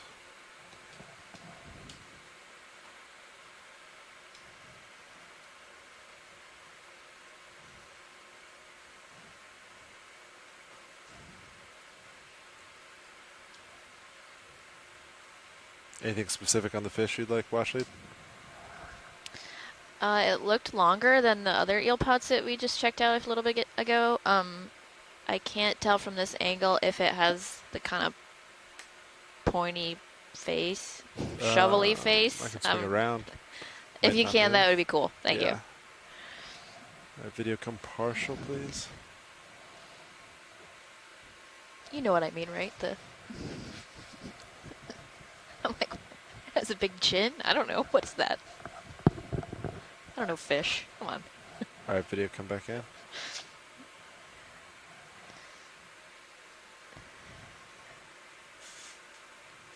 Wait, Scott, you see something? Oh, the thing flapping next to the fish? Is that what you're referring to, Scott? Yeah, there's a little stalk sticking out of the bottom, and I don't know if it's a worm tube or what it is. Oh, by the bottom of the fish? Or the tail, you mean? Or right there? Now it's basically just in front under the eye. You see it sort of waving back. Yeah, okay. Yeah, I don't know. I can't tell what it is from here either. Do you think, I think this looks like a different type of eel pout than the one we were seeing before. It has like a, Skeletor mouth. Fish, so I wasn't paying enough attention to the characteristics that Ken Sulak had noted, so I'm not sure that I could identify this species. Well, I know I can identify this species. Okay, well, I think at this point we've probably gotten a good look that someone can identify it later on, so. All right, cool. Good. Thanks, we're good. All right, video come wide. Yeah, and so as we're moving to find our next thing, I had noted in the chat room here that we're not seeing C-pens. Yesterday we saw, especially on the first 2/3 of the dive, a lot of C-pens. And we had remarked earlier at the start that the bottom looked a little bit different. You had noted yourself that we were seeing very few of the Ophiumuseum type brittle stars that we saw really carpeting the bottom yesterday, but suggested there's something fundamentally different about what's going on in the bottom here compared to there. Part of it obviously is depth, but maybe something else. But I'm also wondering, and why I wanted to look at that thing next to the fish, if there may be C-pens and worms and stuff that are they're small and their color is such that they're hard to see from a distance. So I'm really glad that you have a close-up of that stuff that that tangle that we saw just before. Every once in a while we should just look to see if there's some small stuff growing. Yeah, no, all good points. Throughout the dive so far today, we've seen, I think, only one noticeable brittle star, and I haven't seen anything that looked like a C-pen yet. What's ship status? Ship is but yeah, obviously lots of those thread-legged shrimps and different kinds of fish. About 7 minutes, so yeah, very different, even though the sediment looks the same, similar.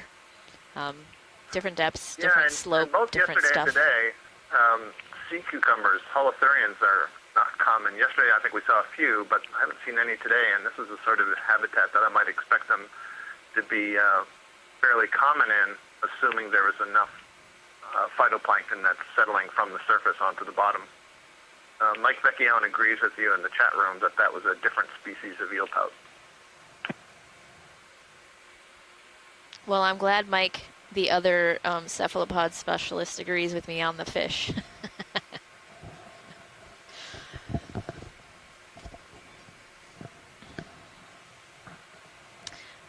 I also don't remember if we saw so many hermit crabs with the zoanthids yesterday. I actually wasn't able to watch much of the dive yesterday. I do think we saw one or two, but not like today. We've seen several. And then the flabellum, did we see those? I wonder also, some of the, like when we're seeing tubes or some of the sargassum hung up on stuff, I guess it could be hung up on flabellum skeletons. We're still moving. So we've seen a couple of those alive, but there may be some of the skeletons that are left behind, and that might be capturing some of this material. Okay. They're probably just like finding station. Drop that. Hey, Wash. Bridge is RV now.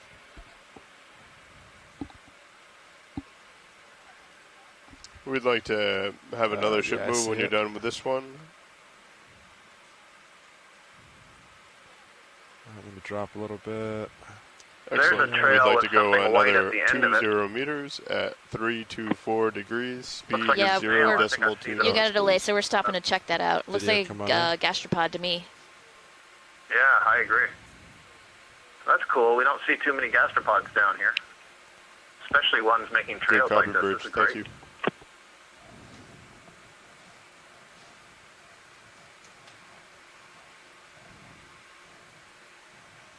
Yeah, I was seeing some of these trails earlier, and we checked one of them out, and it had a gastropod shell at the end, but the shell didn't look like it had anything living in it, and it was a different kind of shell than this anyway. So, but yeah, I'm glad we spotted this one to see that at least some of the trails are made by this snail plowing through. Yeah, this is a fantastic observation. I can count on a hand the number of times I've seen something like this, so it's nice to be able to identify what's making the trails. Yeah. I presume that this must be a scavenger or an omnivore just feeding on some of the material in the sediments, unless it's sort of plowing along looking for worms or crustaceans or something in the sediments. I guess that's possible too. One of the things you can see is what we call the mantle, and that's the layer of tissue that is able to secrete the shell, and you can see certainly on the back and the side there, that mantle tissue is surrounding the shell to some degree. Otherwise, you're seeing the muscular foot extending from the back and somewhat in front that allows it to sort of motor over the surface. And I imagine it's leaving a trail of mucus binding the sediments, which is why that trail lasts so long after it passes by. Yeah, I would assume you're right. In order for it to not get stuck in the sediment, it's got to secrete a coat of mucus to kind of move over it and keep moving. And then leave some behind as well. Jill Bork thinks this might be a kind of moon snail, which are fairly common. You see moon snails if you do any beach combing, often washed up on the beach. And one of the things is that they have a very smooth shell, and that's because the mantle tissue covers the shell and protects it from when it's moving through the sediments, so it doesn't get all scratched up. I thought moon snails are pretty predatory. Is that correct? Yeah, moon snails, the ones that I'm familiar with, will prey on clams that are burrowing clams. So, perhaps this is doing something similar. It's looking for something in the sediments that it can feed on. Certainly at this point it's going at a snail speed that seems fast for feeding on the sediment, but more of a speed for looking for something to eat.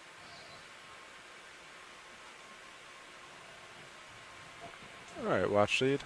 Is that great? This is high drama for a mud dive. Video. You happy? High drama snail, yeah. Great. All right, coming up. It's a nice long trail. It's you can follow back.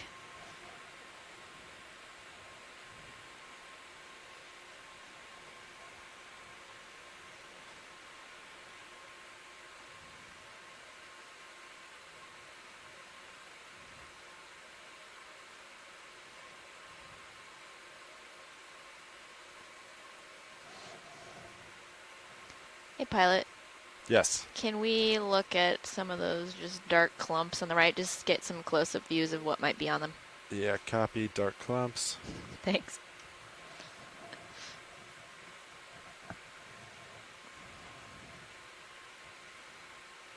Some more trails, possibly from more of those snails. All right, video, you want to come in on clump?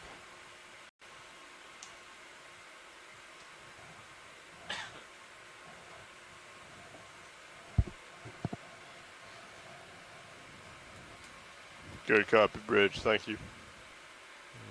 Just as I expected. All right, sargassum covered in bryozoans. A tube of something on the left.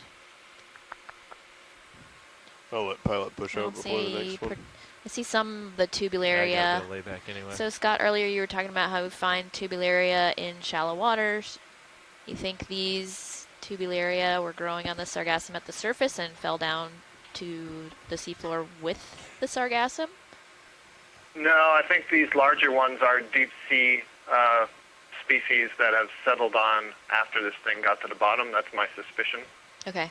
So and I say that in part because we've seen the tubularia hydrozoans or hydroids on other deep sea substrates, old coral skeleton stuff like that that are growing in place. I mean, and one of the things that's interesting when I see this, like little patches of sargassum here, you wonder, you know, is this sargassum here because there was a pre-existing depression in the seafloor and it just happened to settle here, or are there some tubes and some worms under there that have caught the sargassum and so it's stuck there?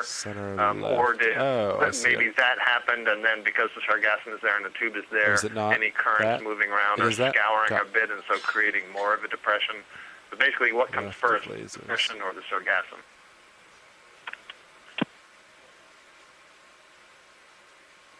All right, video. Go ahead, come in. It's the red thing. Yeah, Scott, that's why I wanted to check some of those clumps out and see if we could tell what they're caught up on. I couldn't tell with that last one. There looked like there was a large, maybe had been from a tube worm. Okay, pal, you got a little bit here, but then you're but gonna I push couldn't out. tell for I'll sure. let you know. Copy.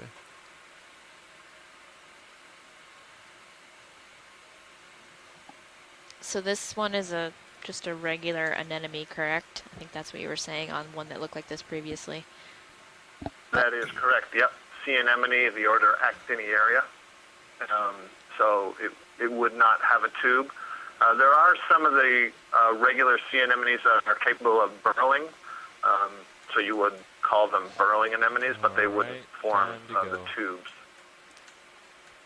I'm not saying that this is a burrowing one. We got a push-out video. In this case, it looks like possibly there was a pre-existing burrow, not from the anemone, but that the sargassum got stuck in? Yeah, it's so hard to tell, you know, and it looks so rigid to me. You know, I would think that if it was just sargassum, it might be moving ever so slightly, just from the movement or the bow wave of the ROV itself, and yet I'm not seeing any of that motion. Yeah. There's some other kind of tube there as well. I'm also surprised that nothing is coming along and like eating the sargassum. Well, I'm sure something is when we're not watching. Yeah, I guess I was thinking of something large and eating it, coming in and eating it rapidly. Yeah. Oh, I see. Yeah, sure. Yeah, I mean, that you would expect that represents a pretty big food packet that's just settled into the bottom of the deep sea. And in general, the food supply is very low. There isn't a lot of food, so certainly if, you know, a dead fish is sunk down here, I'd expect to see lots of amphipods and brittle stars and sea stars and all kinds of stuff rapidly approaching it and devouring it. Exactly, and the only amphipods that I've seen have been on the tubularia hydroids. Yeah, I agree. I haven't seen, in fact, rarely do I recall seeing scavenging amphipods in these dives. Not sure why that's the case. A couple of times we have been lucky enough and come across like a fish carcass, and then you do see the sort of scavenging fauna that are associated with it. But I guess the rest of the time they're just kind of hanging out, hiding in the mud, or swimming around in the water column searching for odor plumes. Yeah.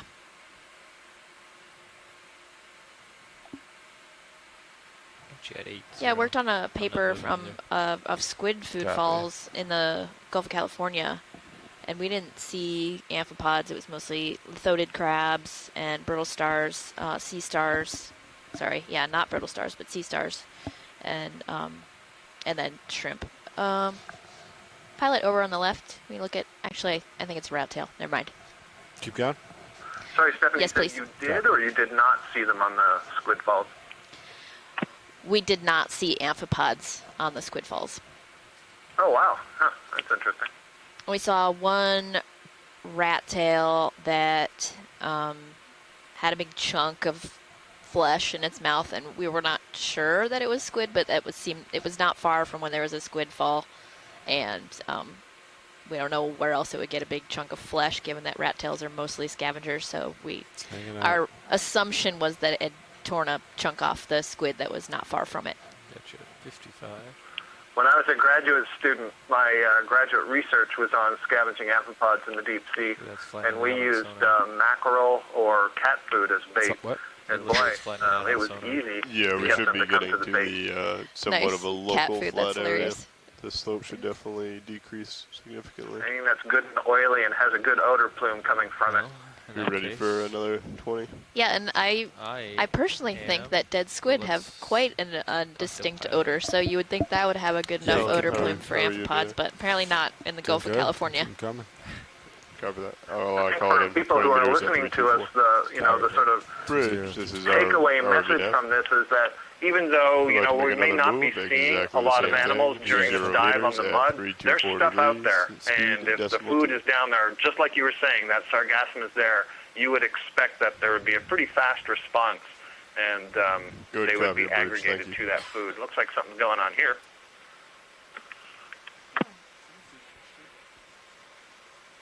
There's a nice polynoid worm, red polynoid worm in the water column.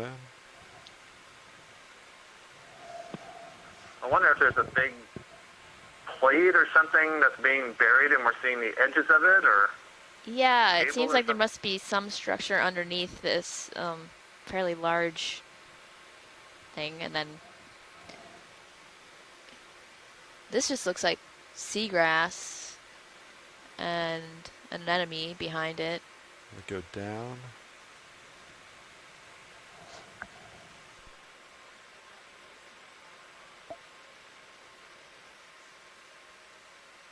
Yep.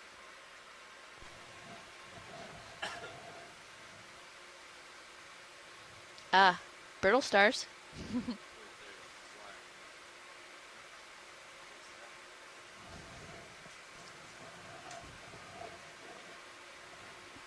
What is that?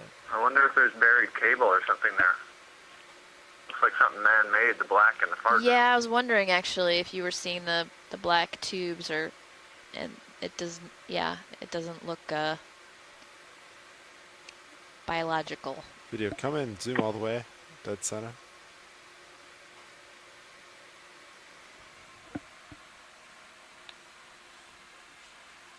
It does a little. Can't tell. I think that's biological. I don't know. All right, I'll keep looking left. Yeah, I don't know. Initially the black tubes they look man-made possibly, but then if you look on the center of them, they look like it's black material covering some organism. Yeah, I can't tell. Cable sheathing of some sort.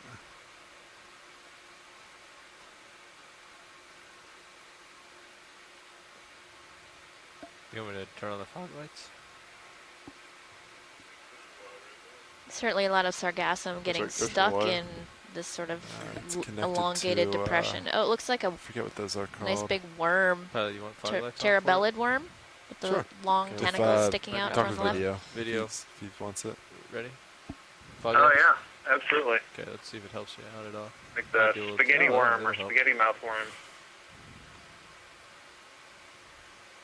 I'm looking at that orange stuff that's kind of in that crack, and I can't tell, is that, underlying sediment, or is there some man-made thing under there that's rusted? That's rusted. Yeah, I don't know.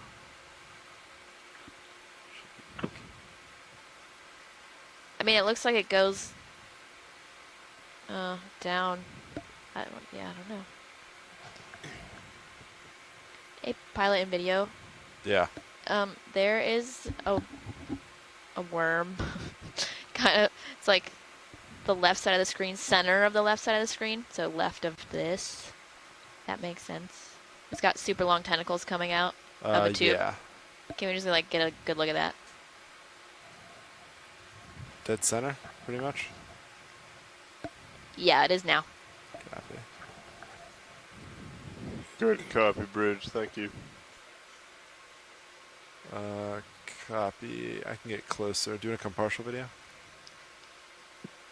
So as we were coming into this whole feature, I got the sense that there's something big and square. Yeah. I wonder if this is some man-made debris, and we're looking at the edge of it, and it must be that, or possibly that it's rusted. Small. I feel like that's a likely possibility. Because I don't know what else would have like two corners. I don't know how much on closer. either side that we're seeing. Really well-defined corner there on the right. Yeah, and then the fact that it looks like rust, but seems like it's So it's been here a while to be covered in sediment and then have that much rust built up on it. Absolutely.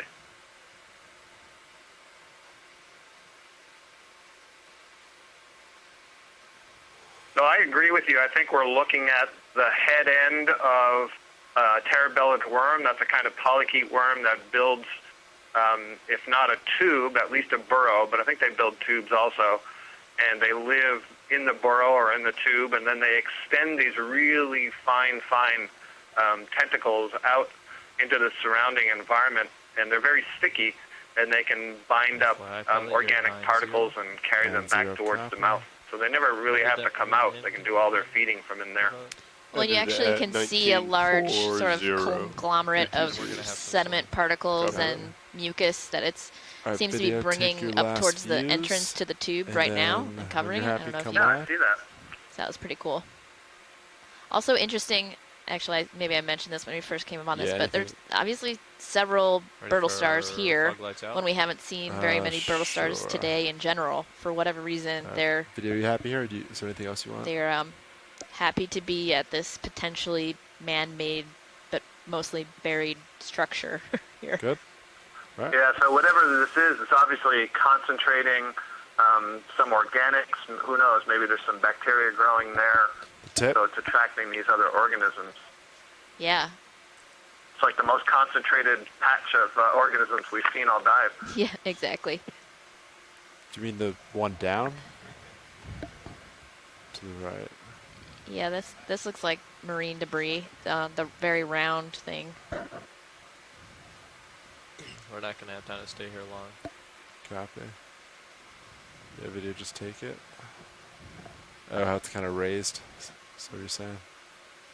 Could be like a chain and like a Danforth anchor at the end of it where it has that sharp edges. Hey, pilot and nav. I know we gotta go, but can we take a quick zoom in on the red round, just bottom left, and then we can go? You got 15 seconds. 15 seconds. Copy. All right, video, come on in. Definitely something man-made and rusting. Yeah, it's like the handle for the door that's underneath here. Yeah, something like that. All that treasure we're about to leave behind.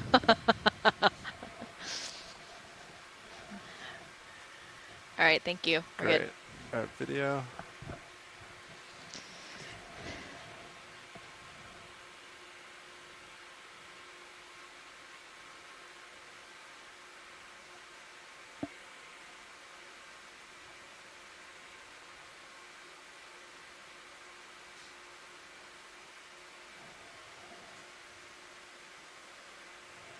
It's like another one of those, possibly flabellum. Oh wait, and maybe a sea pen. Oh, and a squid, and a crab, and all the things at once. I was going for the crab. Of course. Is that okay? You can pick one, whichever's easiest. Copy. Crab, I guess. Crab caught my attention quicker. There's some kind of a law that when you have to catch up, that's when you see all the stuff. Yes, definitely. Ooh. Scott, is this a Chaseon? It's coming for you. Watch out. Or a different kind I believe this is a Chaseon, one of the either red crabs or golden crabs. Yeah. Oh, they have two common names. Typical in the deep sea, and I believe there is a commercial fishery for them, at least at some depth. Okay. I'm still looking back at you, FYI. Copy. That should be coming to a stop soonish. Alright, video. You got a little bit of time. Couple seconds. Looks like the underside of the carapace and the base of the arms is pretty well covered in barnacles. Yeah, one of the ways you can age them without grasping them or collecting them is how big the barnacles are on the exoskeleton and how discolored the exoskeleton is. Oh, pilot. Yeah. Sorry. If you go back to the right, I think there was a sea pen. Sea pen. Tell me if it comes on Pink. you. Pink, tall, like just right of center. Copy. We get lasers on real quick, Copilot.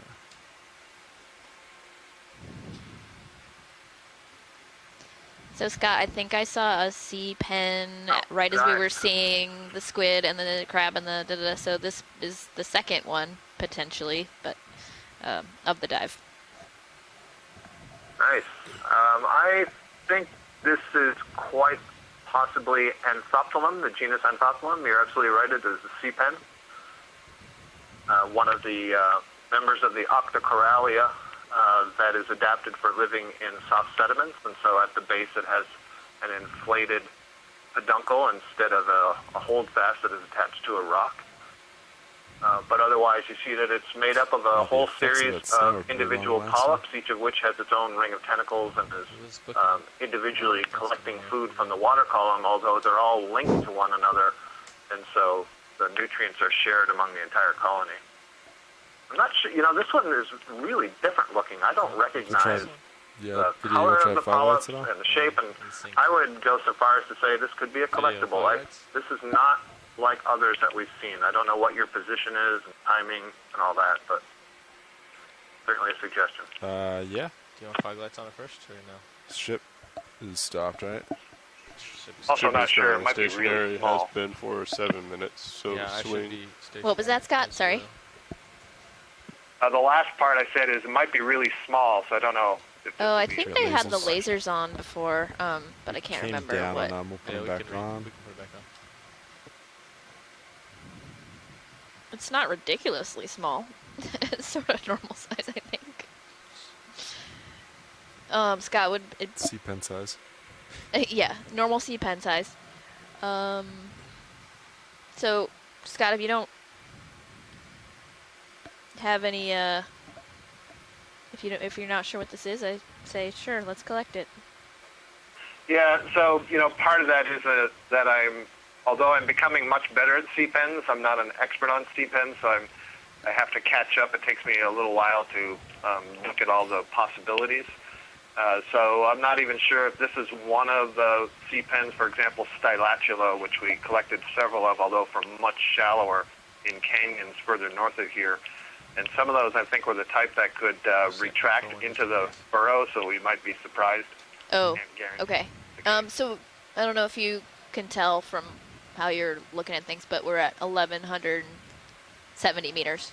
Do you want to get Joylock real quick? Yeah. Right, yeah. The ones that I'm talking about come from less than 300 meters, so I don't have a reason to believe they're the same.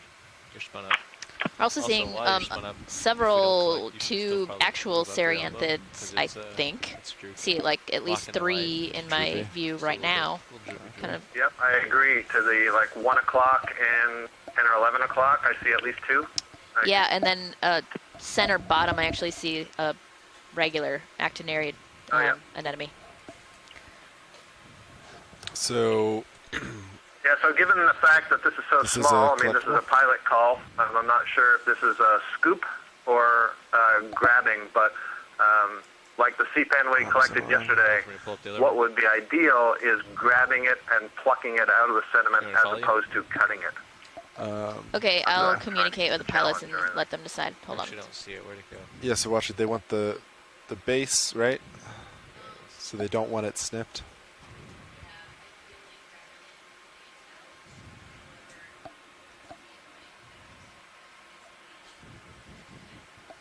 Yeah, sounds great. You want this? I can do that. All right. This might be another one of those root structure, dig into the ground type of deals again. Yeah. And for your reference, all bio boxes are available. All right. And Copat will probably just go port starboard. Okay. Nice.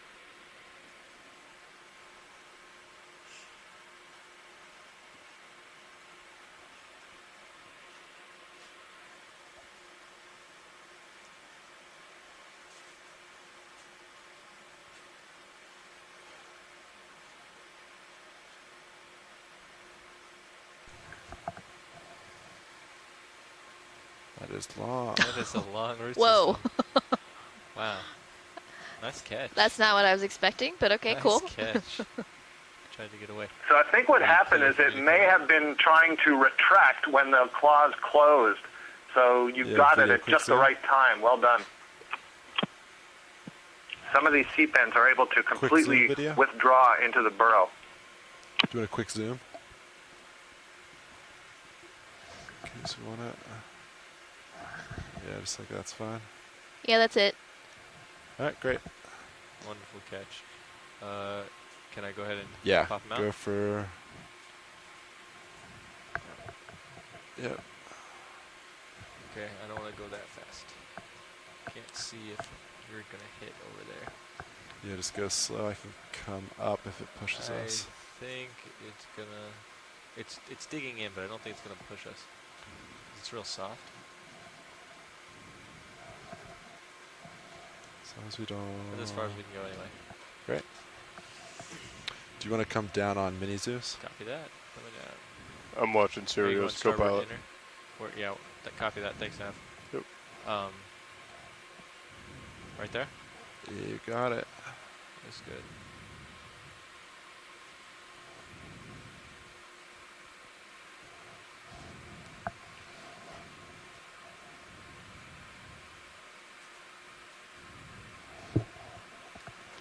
Alright, release some jaw.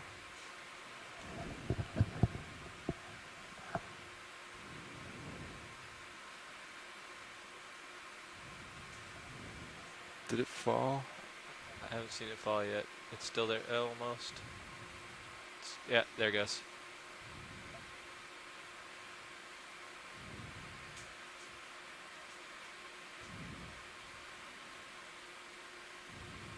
Great. Ready for me to capture it? Yeah.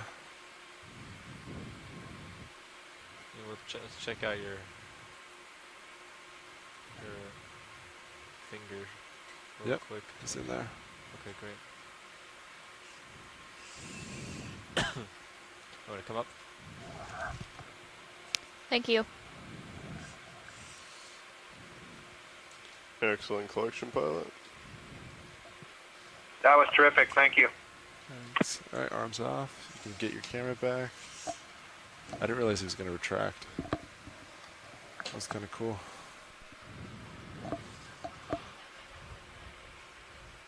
That's all right. It was fun. Surprises make this more interesting. He basically said you caught it at the exact right time as it was trying to retract, so. Just what I was going for.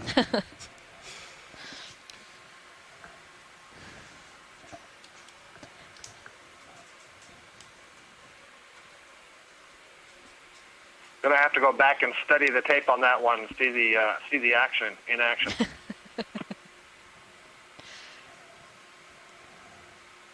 That could be today's highlight video.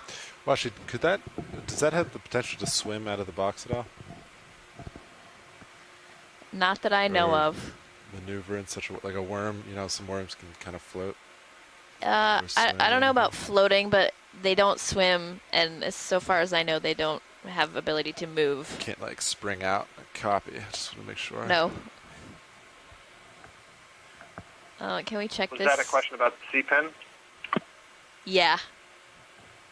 Yeah, no, that should stay in the bottom of the box. It's got an internal skeleton, so it should not float, and they certainly don't swim.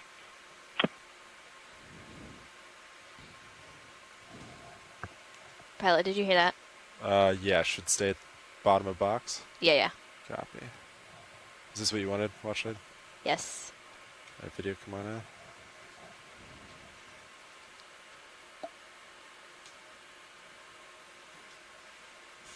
Some nice footage of a brittle star retracting into a burrow, which presumably was produced by another organism, not the brittle star. But it seems like we're seeing, well, certainly we saw several brittle stars at the whatever that partially buried man-made structure is, but it seems like we're seeing a few more as we move upslope. Yeah, that was fantastic. I haven't seen a brittle star move into a burrow quite like that, not that fast. Yeah, I'm assuming that was... I've definitely seen there are a number of different kinds of brittle stars that will live buried or in burrows and have their arms extended, but I haven't seen that before. Right, and I'm assuming that was a reaction to like the ROV moving in and feeling a bow wave or something like that. I don't know. All right, happy with that, Watson? I guess another hypothesis that's cool. is that there's some kind of lobster crab down there that just pulled it in and is enjoying a meal now. Could be, especially based on our observations of the crab eating brittle stars yesterday. Yeah.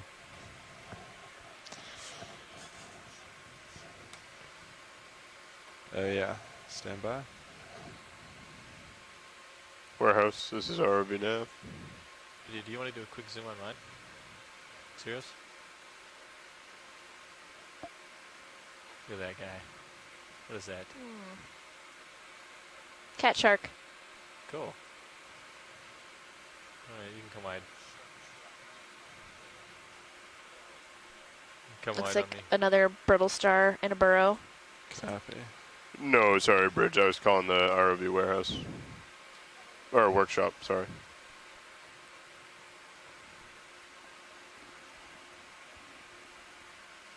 Are you looking for somebody? There may be somebody out in the dry lab. Will dry lab work for you?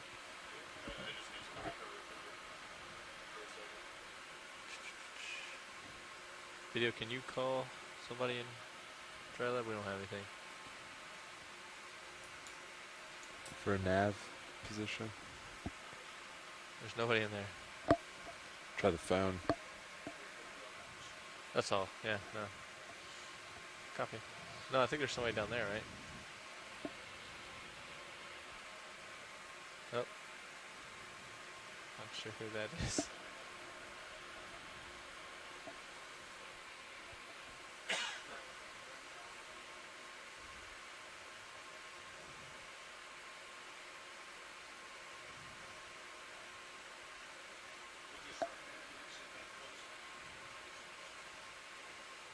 Grab the phone, try staterooms.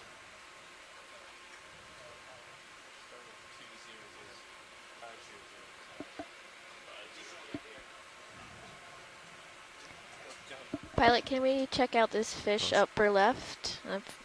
Yeah, upper left. Yeah, nav. Talk to the co-pilot for a second.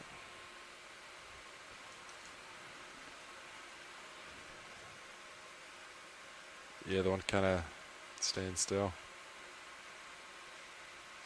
Video come in.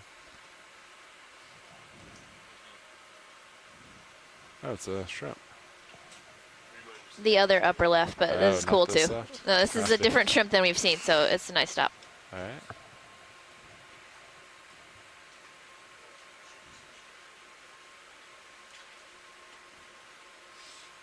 Actually, is this...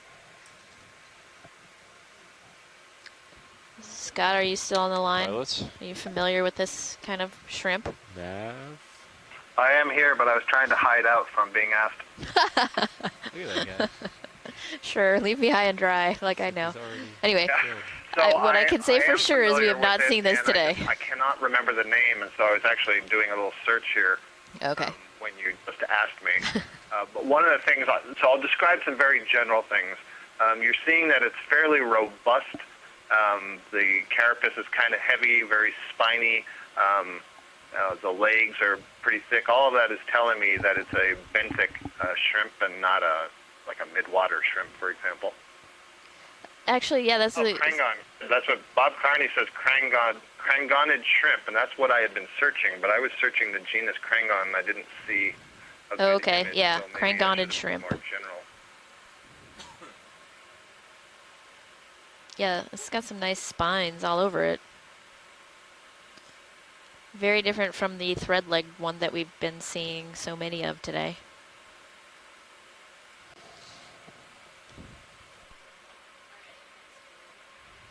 Copy that. Video. When you're happy, come wide. We got lasers on it real quick. Yeah, copy. Bob Carney suggests perhaps the genus Glyphocrangon. Okay, yeah, I see that now. And then there was a fish.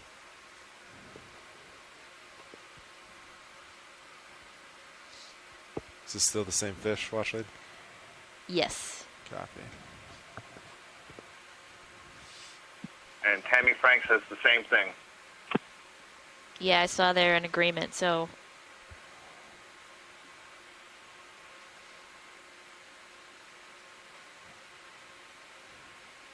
Alright, video, come on in.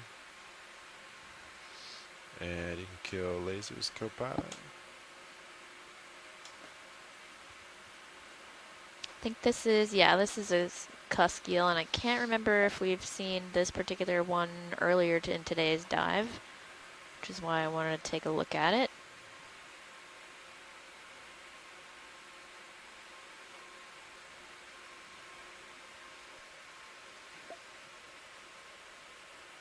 Nice, very obvious lateral line there, which is how they sense water movement.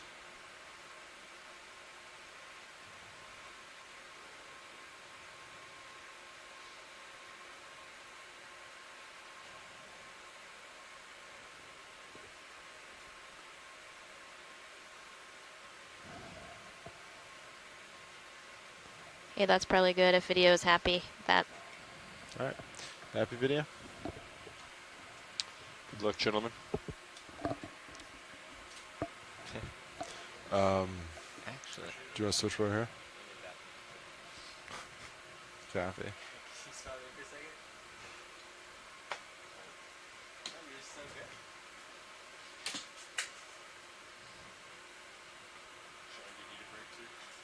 I'm okay, thanks.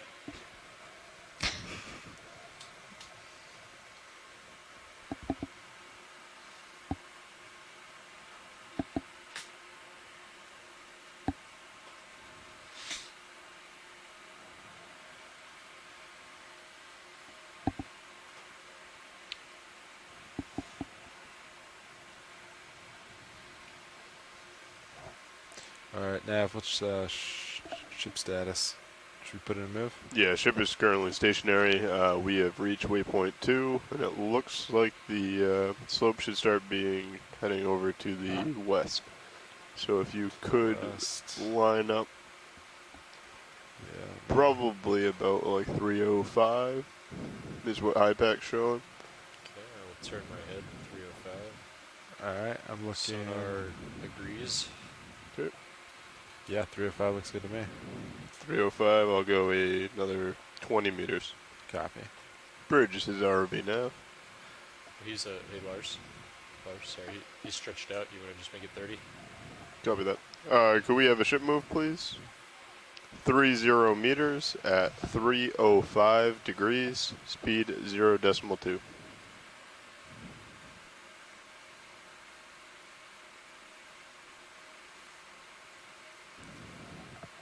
See anything in there? Good video? copy, Bridge. Thank you. More? Yeah, if we can zoom in, that'd be awesome.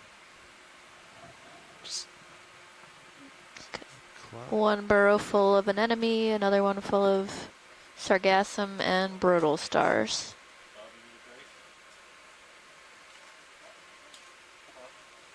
And it looks like the brittle star, if that's what it is trying to make a hasty retreat back into the burrow. All right, are you happy with that? That's good, thank you. Great. Fit, if you're happy, come wide. And we're just going to do a quick shift of seats. I wonder if those glyphocrangon might be the constructors of some of these burrows. I'm not sure if they're burrowing shrimp or not, but let's see if I can find out. Yeah, maybe Bob and or Tammy can chime in on whether or not glyphocrangon could potentially be the builders of the numerous burrows we're seeing out here.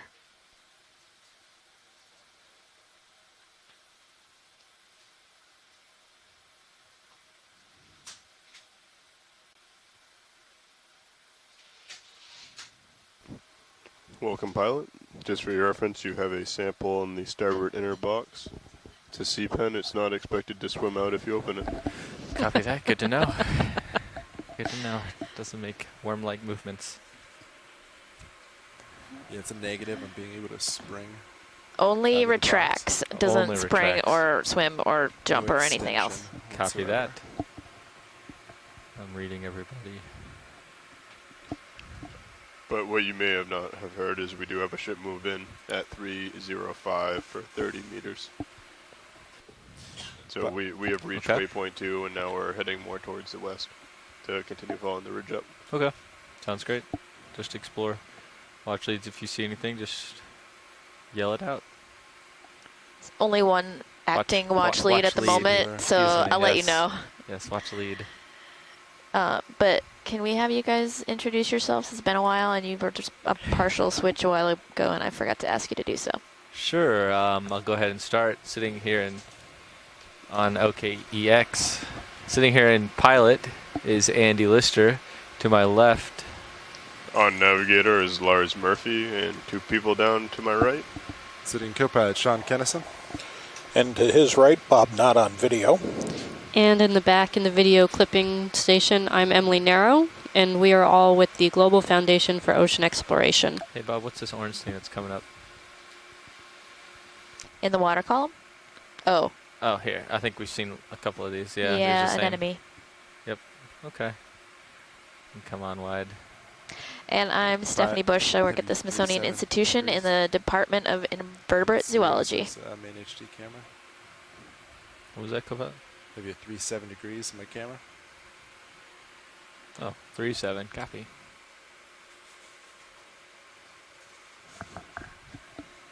Thanks for the stop, pilot. But yeah, we've seen a few of those. Sure. And we're waiting with ships catching up with us right now as well. So if you want any looks at... Actually, the bright white structure. Bright white in the distance there? Yeah, yeah. I'll go check it out.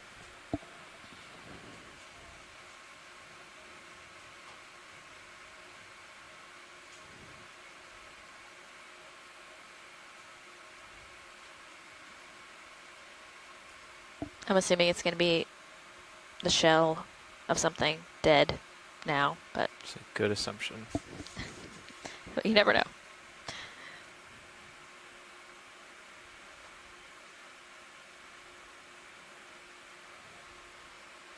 Yep, come on in. Video as I come in.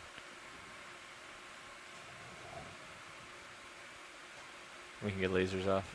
You got it.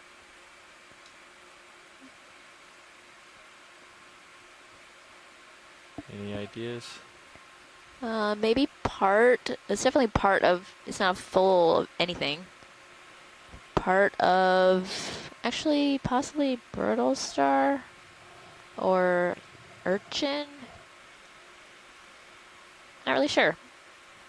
So let's keep moving because I have no clue. Copy that. Come on out, video. There are my lasers. I think there might be a really small Theriantid anemone right above it to its about 4 or 5. Do you want to check that out, Scott? No, it's fine. On the close-up you had is probably about as good as we're going to get. Okay. Really Well, because there's a large one that the lasers are about to go over. Just didn't know. Actually, yeah, pilot, can we check out? It's right in between the lasers. Yep, go ahead right now. video. Thanks.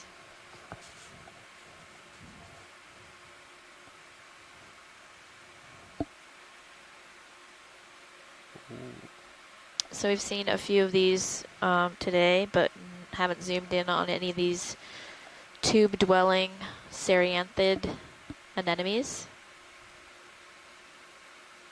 which, when they are disturbed, the anemone can retract into a fairly long tube. So I've heard from our actual co-science lead, Cheryl Morrison. She's been present when one was collected.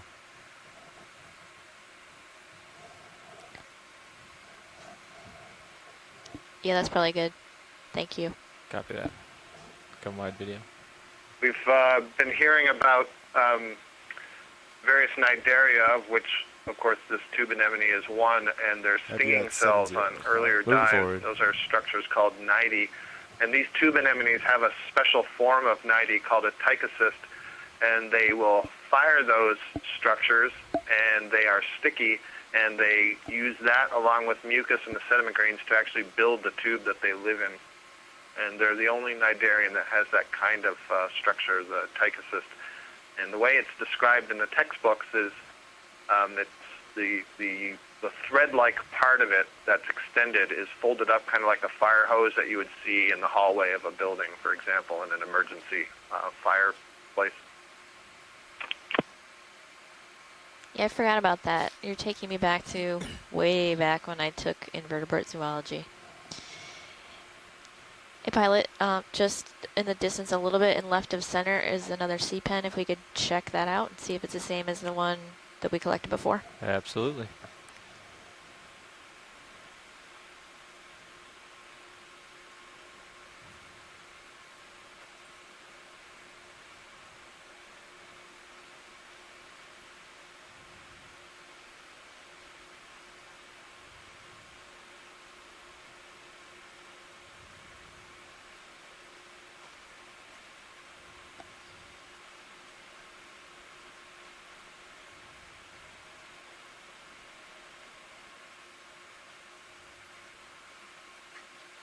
Go ahead, video.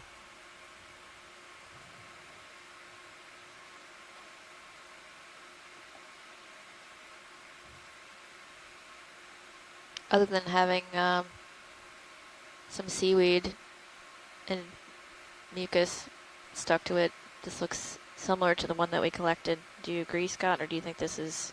I do agree. I think this is the same taxon. It looks like maybe the top of this one, the polyps have been retracted back, and so maybe that axial skeleton, the rod, is exposed. That might be what the black thing is at the very top. And yeah, it looks like or some other gunk, sargassum or something has got caught up on the colony. Yeah. Yeah, there you go. You can see the internal rod that forms the kind of like the backbone for the colony. Again, I'm really struck by the color, this purple and pink of this colony that I don't recognize. Thanks for that close-up. Thank you, pilot. I think we're good on this one. Okay, ready whenever you're clear.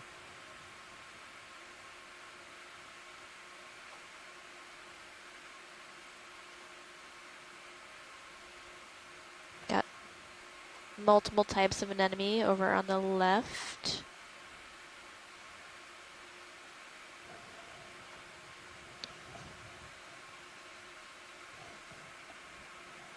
See lots of these tube anemones now, or actually for the last little bit, but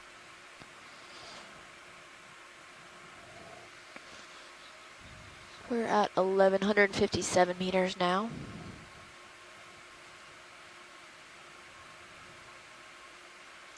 It's quite a big divot in the sediment there. That's odd. There's no way that that's from us, right? We haven't, this is, we're like going in. We have not made it there yet. Okay, didn't think so, just wanted to check though.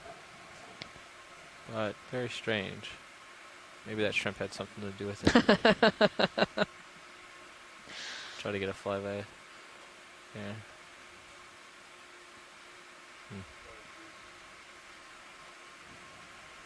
There might be something to your left. You want to rotate after that. What's that? I think I saw something big. Oh yeah, to what? Your left. Where are you seeing it? Just pretty much directly if you just turn left on the series. Oh, in the lights. Yeah. Looks like a trail, but larger. It might be nothing. Looks like a couple eel pouts on the right side of the screen right now, and... Current picked up. Yeah, hey, pilot. My bad. Go ahead. Can this something lower right side of the screen? We're just about to pass it. I don't recognize it. Sure. Although it's probably something we've seen, but can we zoom in on that one? Talking about the guy that's pretty much off the screen right now? Yeah, exactly. Another taco, Thanks. isn't it? Might be. Second Choco Taco. Let's take a closer Yeah, and I look think as you're I right. land It's one of here. those cup Oops. corals that folds in half. Okay, come on in video.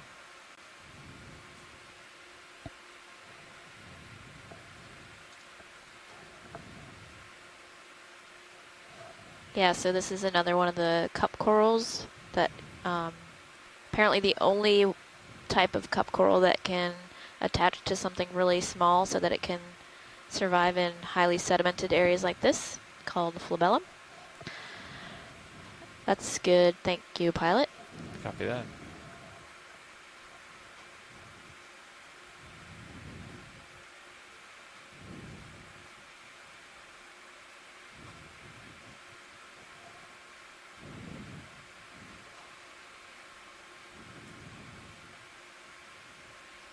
Where are we in moves? Are we still moving? Not moving? We're currently stationary. We have been for the last 6 minutes. Copy that. So he'll be coming to a push ahead a little bit. And then yeah, he's probably still finishing up his swing. A couple sea pens on the left here. Do you want to see the sea pens or this structure here? We could quick zoom on the sea pens. I think they're the same, like the same that we just looked at, but it might be nice to check. Okay.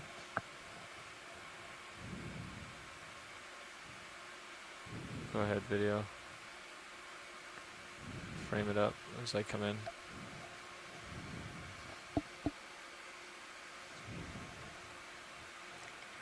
Yeah, it looks the same in the other view, like the one we collected and the one we just looked at, so that's good. Copy that. Come on, wide video. Well, Scott, did you notice on that one, the stem structure was exposed? Oh, you think it's different? Yeah, that's absolutely different. That one has what we call polyp leaves. So the structures that were coming out basically left and right of the main axis, the polyps were arising from there. Whereas the one that we collected, the polyps come directly out of the axis. So that's new for the day. I can hear him, so you're going to want a closer look at it? Something different. Okay.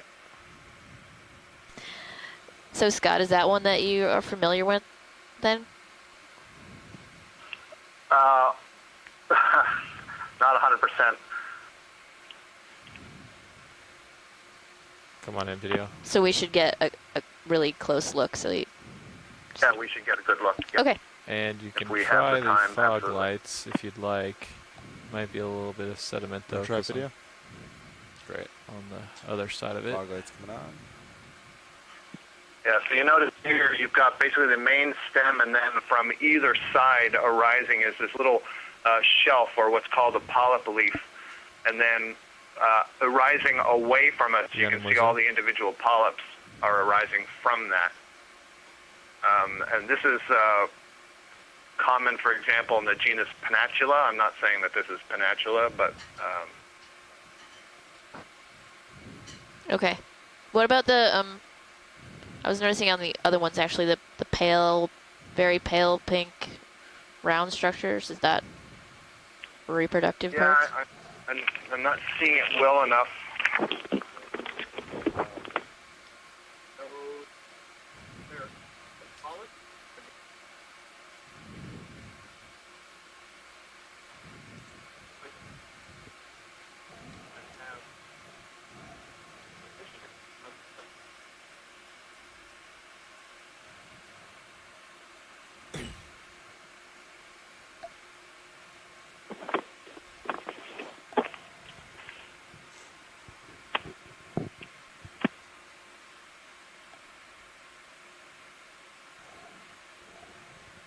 Would you like me to tilt up or good view here? I'm not sure. I can't. I don't know if I can hear Scott anymore. If he's just not.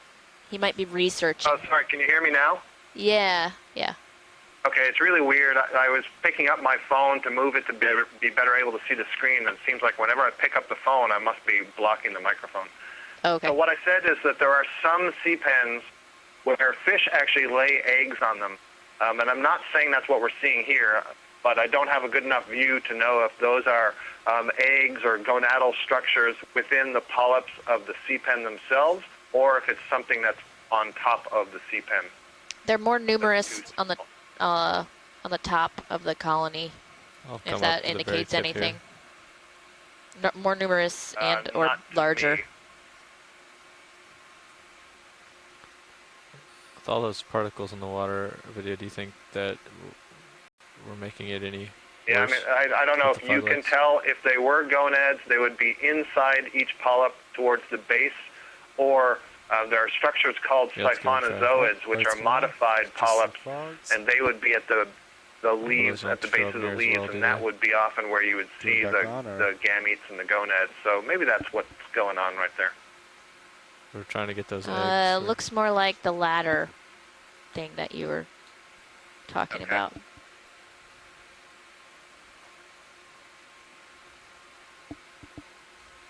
You think we have enough video on this to... Saying it's not the genus Panatula.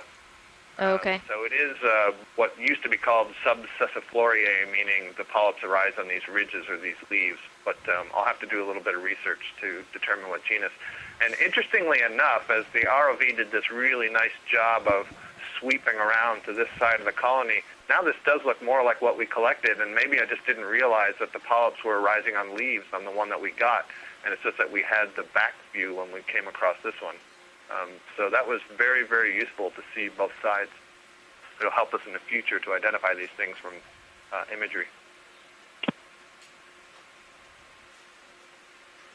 Great. Sounds like we might be done here, watch lead. Oop. Shift change there. Okay. Coming up.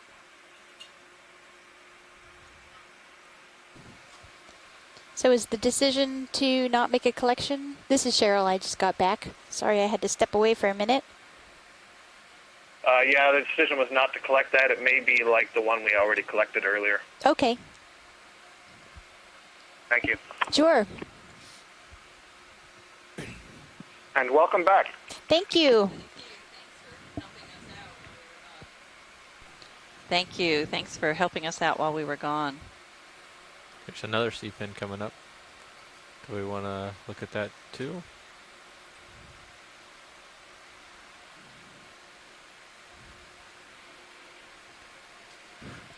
Watch lead, this is Nav. Okay, we'll continue past this Just one. to fill you in, we have moved 200 meters since we started, and we have taken one sample, which was a C-pen similar to the one that you just saw on video. That's in starboard inner.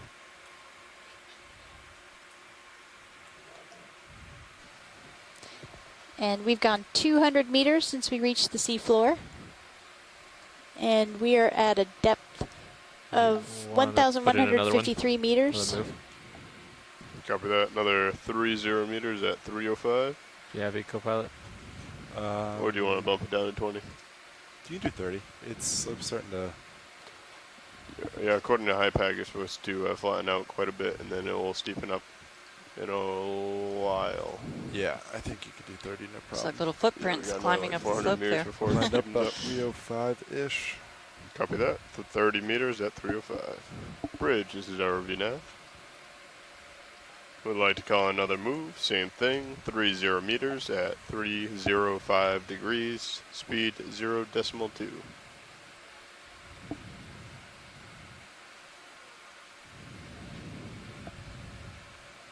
Good copy, Bridge. Thank you.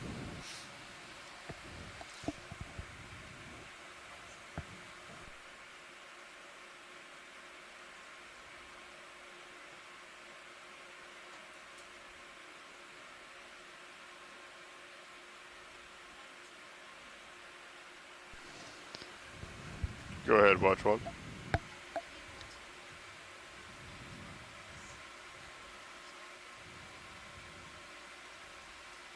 We have not looked at either side yet. It's a pretty wide ridge. This feature that we are visiting today is an Intercanyon ridge. Yeah, it's not narrow. It is one of the submarine canyon ridges, or between sort of finger-like canyons that occur from the center of the ridge pretty along the North Carolina continental margin, northeast, and actually many of these all the way up to Nova Scotia. There aren't as many of these canyon features south of here as you move into the South Carolina, Georgia, Florida region, and that's largely because of the broad Lake Plateau area that we were exploring earlier on this mission.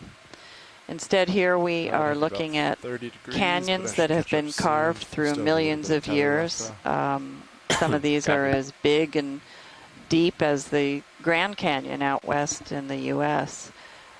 This particular one is a fairly simple canyon in that it's one conduit starting at about 200 meters water depth down to the deep sea. And there are several of these all lined up along what we call the continental slope. Over the side of this ridge. Where we are actually diving is one of the ridges between these individual channels or submarine canyons. It's elevated relative to the channel bottom, which is another several hundred meters deeper than this. and we are slowly climbing up. It's like a backbone. We'll just slowly climbing one of the steeper portions of it in hopes to find areas where this thick sediment drape has been swept away by the Gulf Stream's currents, exposing some of the underlying rock. And in that kind of habitat, we would expect to and certainly hope to find other groups of organisms from what we're seeing on this portion of the dive, and namely looking for deep sea corals and sponges that need that hard substrate to attach to. Will probably be more like 295, 300. This type of sediment drape that we're looking at is apparently not uncommon. Yesterday's dive was in a similar ridge setting. It was within a much larger submarine canyon, but it was still that ridge-like feature, and we climbed up its backbone and saw a very similar type of seabed. Yesterday we saw a lot more brittle stars, so at least the community of organisms is different here compared to that other location. But one of our colleagues from the U.S. Geological Survey, Jason Chater, who I don't believe is on our chat room right now, but he said that at these water depths, the Gulf Stream's current isn't quite strong enough to keep these areas free of sediment deposition, and so there is a thick sediment coating here, and that maybe on some of our upcoming dives that are shallower, we'll see more exposure of that rock. So it'll be a great comparison and provide a lot of information for us as to what kinds of substrates and therefore what kinds of habitats occur along these margins. As far as the naming convention, we'll be able to say after 2 dives that look like this type of seabed that they are not coral and sponge habitats. They are homes to very different groups of organisms. But perhaps in upcoming dives where we're shallower, as I said, we'll find more rock exposure and denser communities of the deep sea corals and sponges. Right.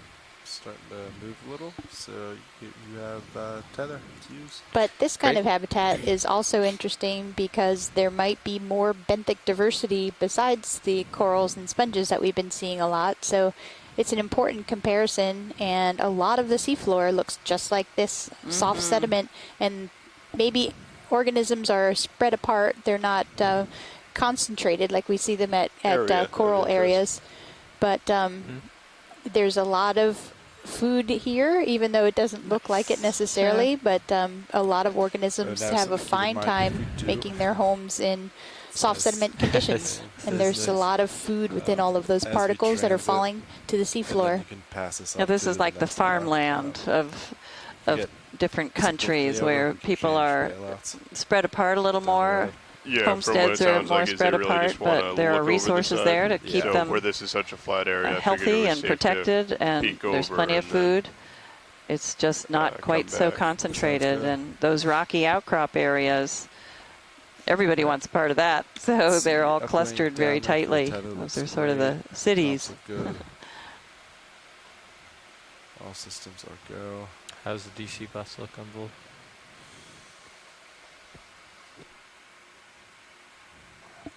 Sirius looks okay. Better than it was. Good copy, Bridge. Thank you very much. Let's see. D2 looks good too. Yeah, all looks good. Would you all be comfortable with another move? It just finished. I know there's a little bit of layback, but you're pretty far ahead. How do you feel, Pat? Sure. Which direction are we going now? I can rotate to, you said 295? Is that? Yes, 295 would work well. Copy. Yep, go for it. Copy that. Rotating slightly port to 295. 30 meters at 295. I will call it in now. It looks like you're there, Probot. Yep. Bridge, this is RV nav.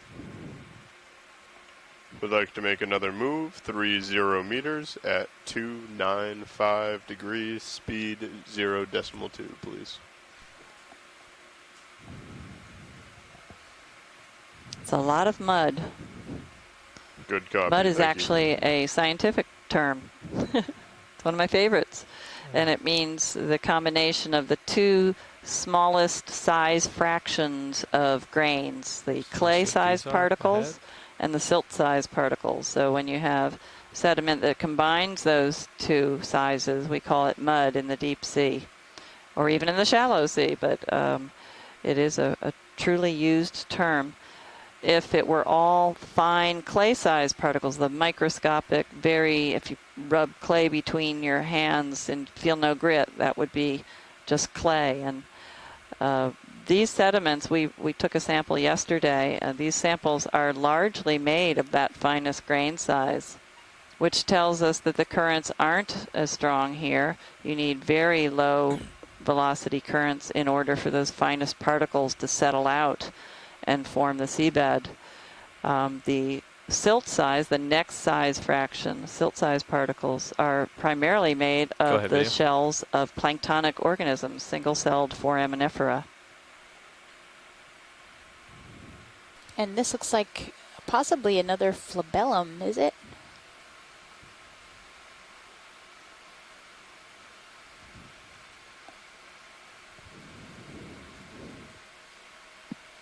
Looks like it to me, Cheryl. At least some kind of cup coral or scleractinian coral in the mud. Yeah, and we've been seeing something similar quite often on this dive, and that would be my guess, is that it's a cup coral in the genus Flabellum, because of that group of species lives in soft sediments. I see a lot of stalk type. I don't know if they're tube worms, the tubes of tube worms. They don't look like echinoderm spines. Has anyone noticed that or addressed that? Particularly to the right of this organism. I hadn't noticed that in previous. We had a for Leslie where we saw a lot of this stuff, but we didn't really remark on it, and I'm not sure what it is. Kind of over here, watch debris of some kind. Yeah, it's interesting. We haven't noticed that before. It's a beautiful coral. And now we can call this a coral dive, right? We've seen at least one species. And it is deep, so it's a deep coral dive. Mm-hmm. And we've had both scleractinians and octocorals, so it's covered. Clear here. Good, good.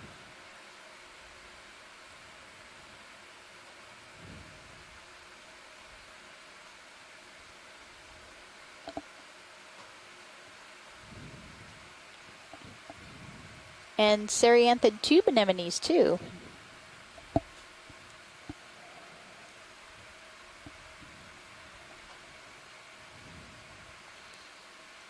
And just so everybody knows, we're going to try to move a little bit more upslope and get to the top of this and try to peek over to the south-facing ridge before we leave the bottom.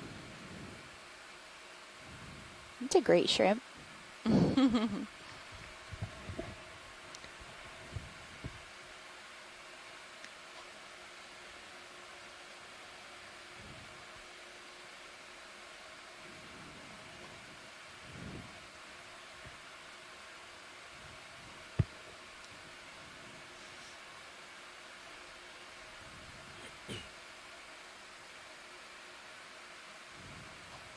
These look like bigger burrows. Yeah, they definitely are larger, aren't they? And a rat tail, Nizumia. Some debris that has settled down in there on the edges of it. And then a large, I don't know if we've seen any of the larger crabs today. We saw a few in the last couple dives. A front door and a back door, and maybe even a side door. While you guys were on your live interaction, we did see at least one Chasion. Oh, great. Great. We also saw a Glyphocrangon shrimp. I think that we actually saw that shrimp from the other room, and it was hard to keep my mind on what I was talking about instead of getting excited about the shrimp. Yeah, I understand. I think that's the first one of the expedition. Yeah, that's great. 6:30. I think so. Yeah. So as you look in the edges of the entrance there, you can see a little bit darker sediment, and that might indicate that it has a little more of the clay minerals in it. And I'm curious because this mound has 3 entrances and it may be one cavity or a network of tunnels underneath it, but there certainly has to be some sort of cohesive nature to the sediments underlying what we're seeing on the surface in order for that to be held up without collapsing. And that just makes sense. The sediments pile up, it squeezes out the water underneath, and allows that material to be stiffer. All right. Come on And the clay minerals themselves are very tiny sheet-like minerals, and they have slight charges on each side of the mineral itself. And those, because of their sheet-like nature, when they get compressed, as with sediment loading on top of them, they squeezes out the water a little bit, and the slight charges on each side of the sheets allow those particles to sort of adhere to each other. They don't form a solid bond. They can be broken down easily, but just a slight attraction on each side. So the compaction being sheets plus that slight charge on each side makes clay minerals much harder to erode, actually, and it allows these sediments to be stiffer, and that's part of the reason why these sediments can be on such steep slopes. If they were individual grains, they would tumble down with gravity and also with the currents, but the clay minerals are really likely holding a lot of this intact. Any interest here, watch leads?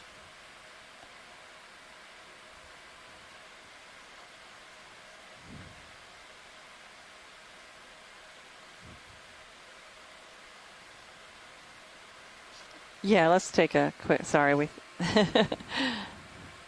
thought we were heading that way, so.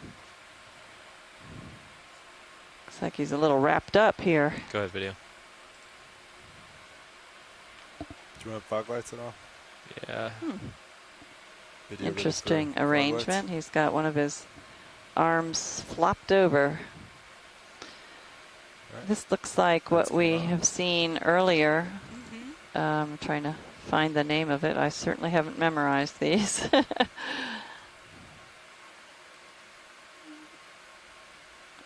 think it was Paxillosida. All right, that's me looking at the order. 5. Yeah, that's what I have too. Well, that was for the mud star. I don't think this is the mud star. I think this is the neomorphaster that we've seen on other days. We were just testing you, Leslie. See, you really are the C-star expert. Oh, yes, until somebody else comes on who knows more, which is very easy. So that looks, yeah, so you haven't seen this today while we were doing our live interaction? No, we haven't. Okay. Very, very flexible star, that's for Yeah, surprisingly. Doing yoga. Watch leads, let me know when you've got what you need here. So that's great, thanks, pilot. Okay. Great.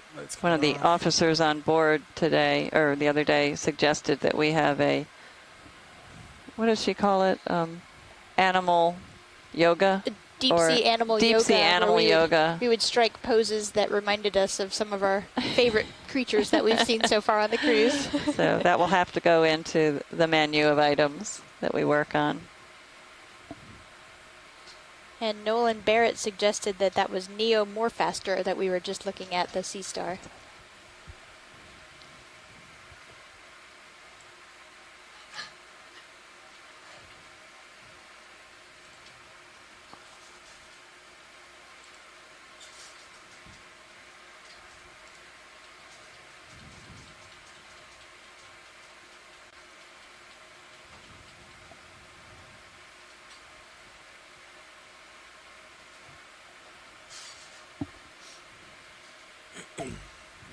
You guys want to get another one in? So we had a question from 30 meters at 295. Sure, from Colleen John. She asked, with no rock structures or soft sediment, how are the majority of these fishes that we're seeing protecting their eggs? Do they bury them, set them adrift, or travel further for a more secure structure or cluster of seabed and rock? And the first thing that came to my mind were skate egg cases. And in the Gulf of Mexico, we've found skate egg cases very carefully wrapped around octocorals. And so they are basically off the seafloor and kind of protected by the Cnidarian octocoral. There you go. And then generally, it is probably more likely that most fish will set them afloat, as Colleen said. And some of them even are buoyant and will go all the way to the surface and hatch there where there's more food and then come and settle back down to the deep as they get older. But with so many species, there's probably a lot of variation as to what they do with their eggs. Thanks for helping us out, Tammy. That was from some of that answer came from Tammy Frank.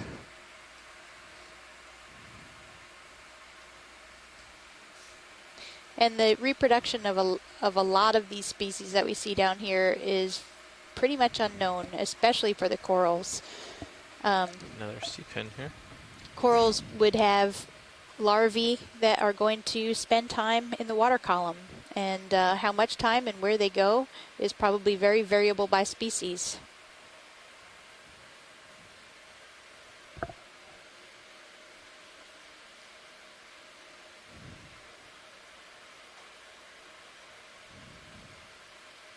At bats, you at about 3-5 degrees. Copy 3-5. Should be moving soon, if not already.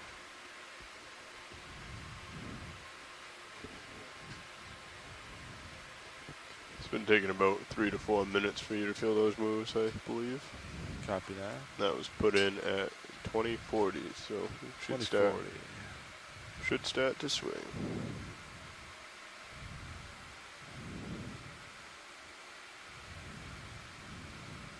A few minutes ago, you saw that crazy hermit crab with all those anemones on it. Come on in, video. I know you've seen, we were very distracted doing our live interaction. We saw that scurrying across the screen several times. We've seen yeah, this that a couple definitely times. looks like flabellum to me. So one of the things that we've been enjoying on the ship is Choco Taco ice cream. And I just can't help but notice that this is a taco shape, just like our ice creams.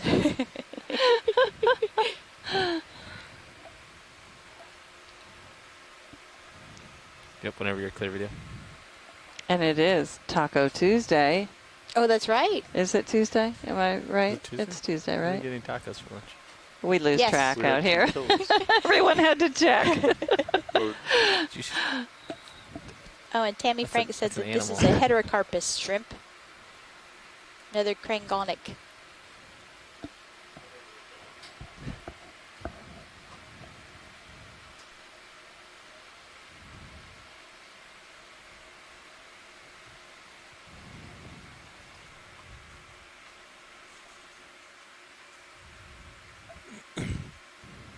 Go ahead, watch one.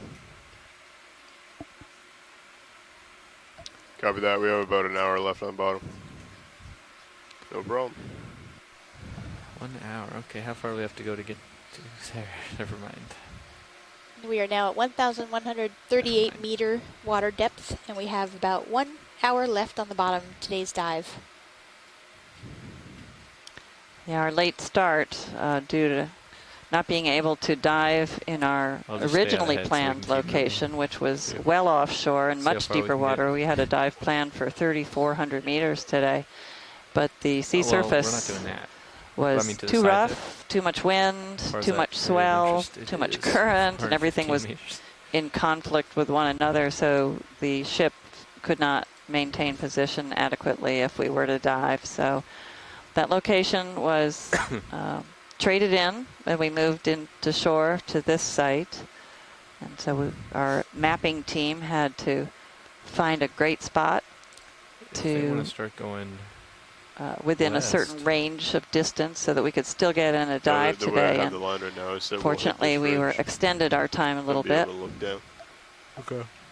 We were able to before do we that. get to the point area interest. So it would take us 68 minutes to get there. We have 70 Our minutes current left. depth is about 1,138 meters.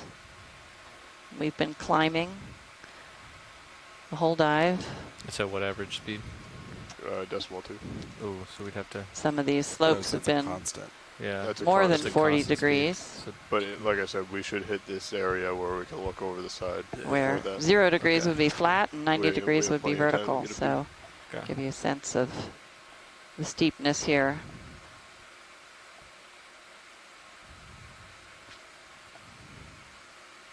We're trying to make our way up to the crest of this ridge, this finger-like ridge, and then peek over into the side of the ridge that is facing into the current.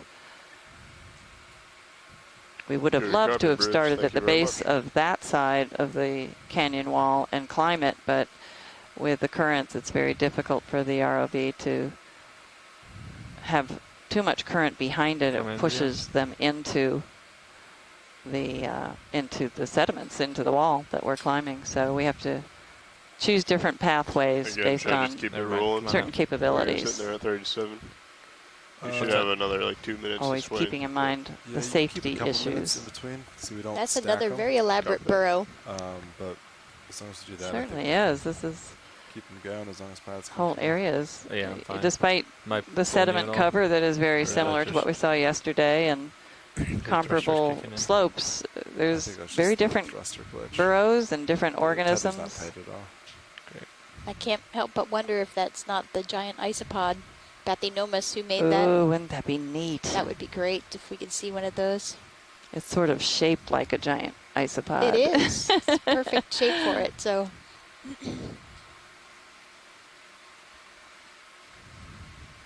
And you're off to my port And this is pod. the type of substrate they like to live in, right? That's copy. And when you say giant, about how large are they, Cheryl? oh, about a foot long. Yeah, that's what I thought. So if you remember any of the isopods that we've seen so far, they're usually a couple centimeters, maybe, maybe up to, yeah.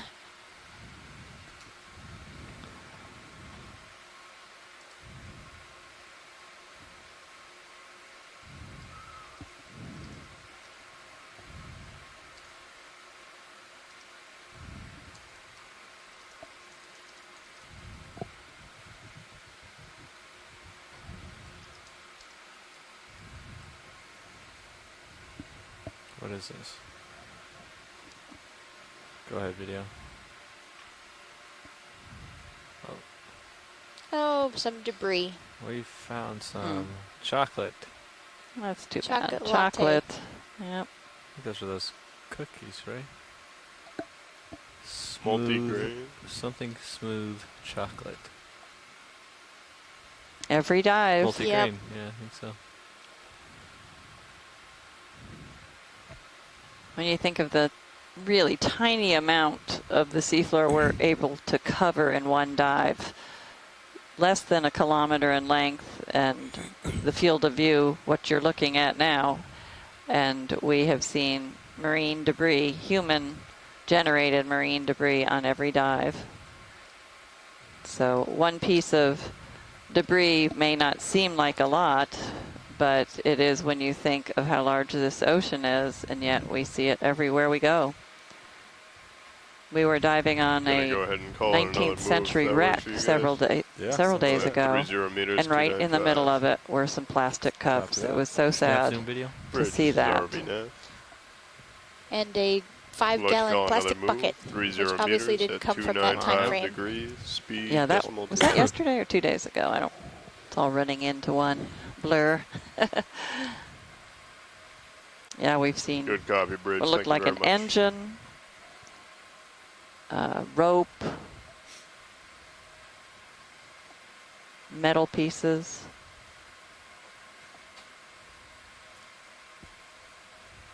something that looked like plastic wrap a few days ago. And Tammy Frank corrected me that the giant isopod can get up to 18 inches long, not 12 inches long. And there is some literature that talks about their burrowing.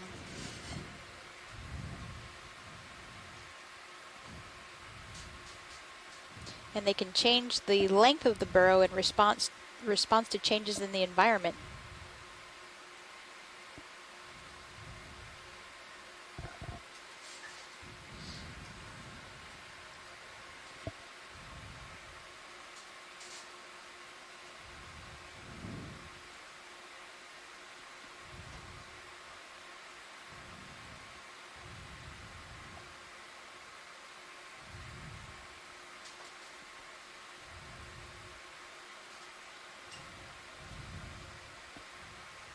It's kind of a ledge over there on the left. Pilot, could you swing just to the left, see if there are any burrows in that sort of ledge right in the center?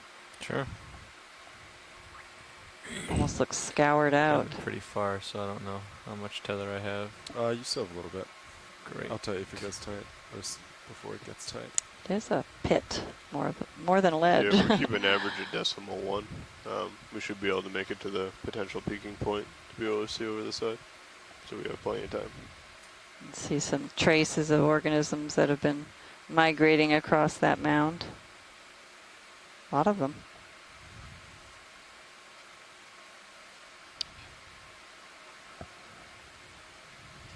I'm not. And there's something coming into center above. Above or below? Is that the can we just saw, or are those eyes of something? Something shiny. Yeah. Watch these where? Looks like a dumpling squid. Oh, right just there. above, okay. Yeah. That's the original. I was hoping it might be a cephalopod's eyes that we were shining on, but Maybe it is. It is. Good eye. I found one every day Sure, so far. It's amazing. Another one of the bobtail squids. Bobtail. Video They're so cute. come out while I Repeat land. that. Sorry, I had you muted. I'm gonna kill your lasers. Yeah, thanks. Oh, maybe we'll see him move. We rarely see his tentacles because he sits still. He doesn't seem very concerned with us every time we see one of these. All right, Vito, yeah, now you can come in. Oh, he's thinking about it.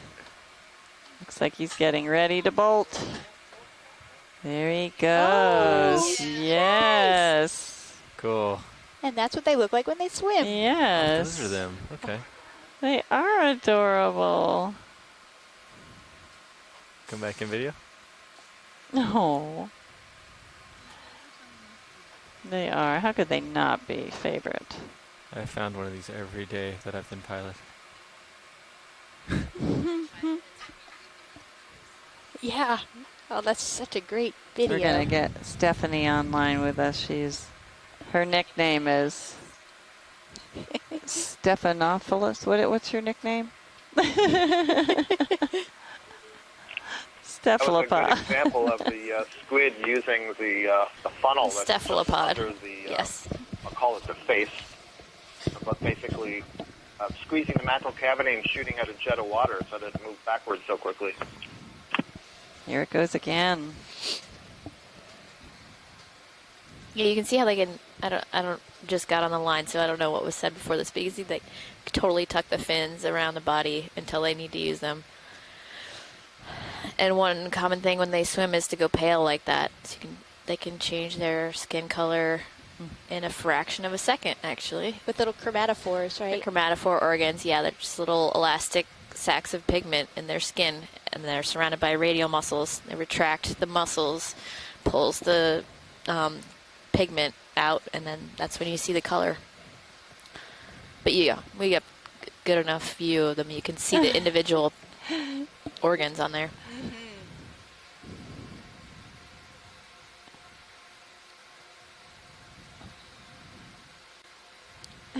He's keeping an eye on us. It's a good thing. How did they get the name Bobtail? I don't get it. Actually, I have no idea. You don't want to get me started about common names. I know.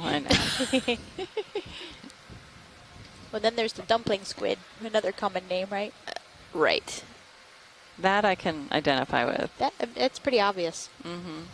Especially because most of the time we see him, his tentacles are completely tucked beneath him. Arms. Sorry.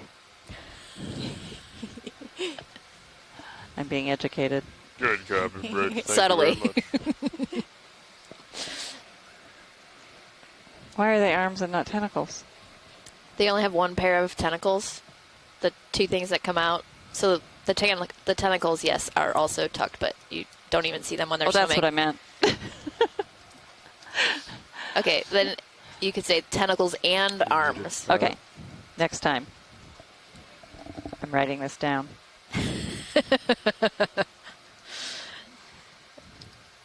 Yeah, the tentacles only come out when they see something tasty to eat, and they go. We need that video too. Yeah. Okay. If only we could dangle a shrimp in front of this thing's face, maybe we could get it to That show would be you. Great. Well, I'm glad we got to see them swim finally. Yeah, that's pretty cool. So what should wonderful. should we come off of him now, or anything more we want with him? Thank you, pilot. That was great. All right, pilot, I'm looking at you straight down, 90. I'm so happy that was not a can. Me too. Yeah. Uh-huh. We were hopeful. Ship is currently stationary. Thanks, Copy. Cephalopod. Watch lead this is now. Just want to let you know that we have passed 300 meters.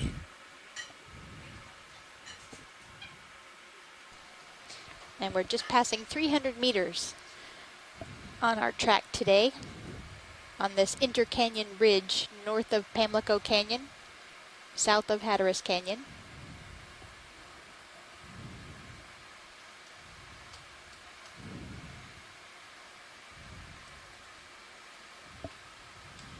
Can I get my lasers back on, pilot? You got it. Pilot.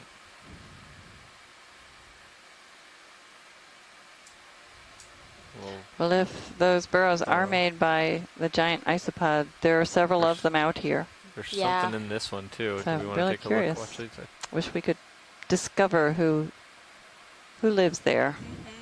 Oh, okay. Same thing. Copy that. And pilot, I have about 4 or 5 The in my pileup of the camera. mound and the mounding, though, just looks more like Yeah. somebody has 30-meter been move. digging Definitely. and pushing it out like a crab. Bridge, this But- is RV nav. I've never seen an isopod dig a burrow, so I don't We'd know like how to they make do another that. move. have Same not exact either. thing. 30 meters at 295 Can you degrees. tell what this Speed is, video? decimal 2, please. Go ahead. We'll see if we need to get a closer look here. Yeah. Good copy. Thank you. Is that a nudibranch or something? It looks like the gastropod foot that we saw earlier. Or is it on a stalk? It is a stalk, yeah. There's. Is it a sponge?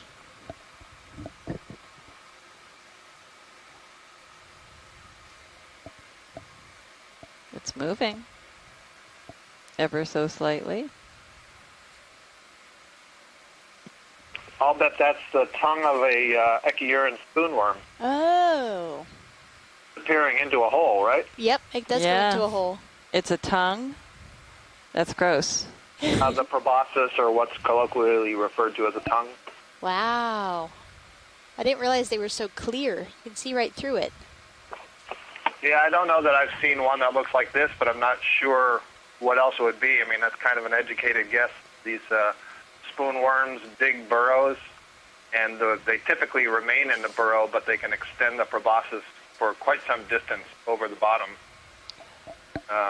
Oh, is this the one that you talked about several dives ago, and you could see almost the radial pattern of where it had extended? Exactly. Okay. Yeah, come on that video when you're good. And there's so many of those stalks on the So, seabed you know, here. I'm not seeing the radial pattern, and I can't clearly see the hole.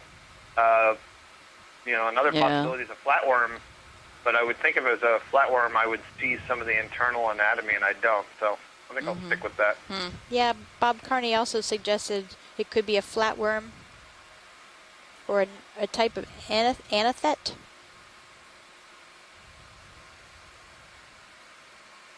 That's a typo for another. Oh, another. Okay. I just figured it was a word I didn't know. Yeah, one more difficult word to pronounce. Oh, goodness. Not a bad guess. The word we don't know on these cruises. We always learn so much from everybody. Exactly. That's a part I really love about it. Nice. I think we can see the opening now to the burrow from this angle. Right? Yeah, that's great. Yeah.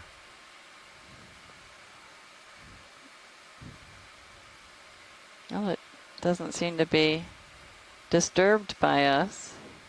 Oh, you can see. Yeah, perfect. So, yeah, now I'm. Oh, it's starting to contract now. I bet it is being disturbed. There it goes.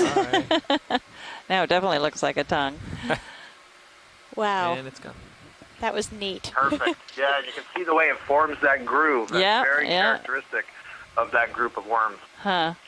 So does material settle on top of it and then it folds the tongue? That's what it did. So I think it has the capacity. The bottom of that proboscis is ciliated, and so it'll sort of creep out over the bottom. And I think it has the ability to use the cilia also to capture particles and then move them onto the upper surface that forms the groove and channel it back towards the mouth. So I don't think it has to be quite so passive as to wait for stuff to settle on it. Huh.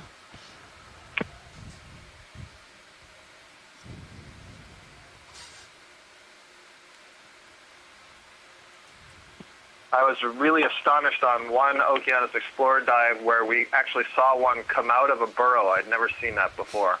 And it kind of moved around for a little bit, and much to my surprise, it moved back and into the burrow. Huh. So what does the rest of it look like? Not very much. Yeah. Round blob. The one we saw was very, very transparent, kind of purplish, so you could see much of its internal anatomy. But otherwise, you could imagine a little sausage, with this little tongue-like structure sticking off. There may have been something in that burrow that we just covered, Pilot, if you haven't gone over it too much or too far. Sorry, what was that, Watchlitz? Sorry. Bob Carney also agrees that that's a proboscis. Watchlitz, did you say something? It's a burrow right you just passed. They use that to feed and pick up young men. Oh, good grief. Watchlitz, did I hear that you want to go back to a burrow? What he's referring to, there's a fascinating part of the reproductive biology. Sorry, I waited too long, but I think I saw something almost assuredly looking at a female there. But by now we might have scared larvae, it too deep. Just keep going. No, just keep going. We would have scared it by now. Into males, and the males then actually enter her body and remain there for life. So you can think of the males as these tiny parasites of the females, and therefore they are literally picking up small males. Wow. I thought that was just a joke that had nothing to do with the actual biology. That's really funny. Good thing that was clarified. Yeah. That's really awesome. Serious cougar worm. Cougar worm. That's great.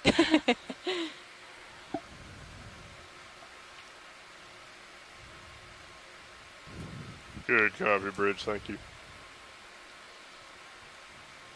Like a ctenophore just floated by. A comb jelly.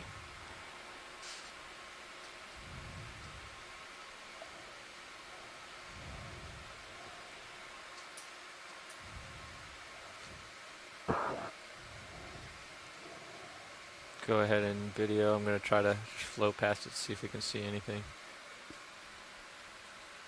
It's a smaller burrow, I think. A little too far.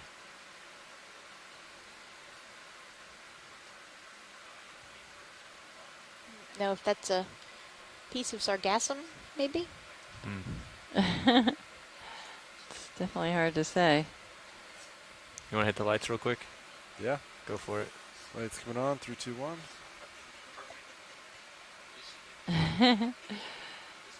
I'm not seeing anything, nope. actually.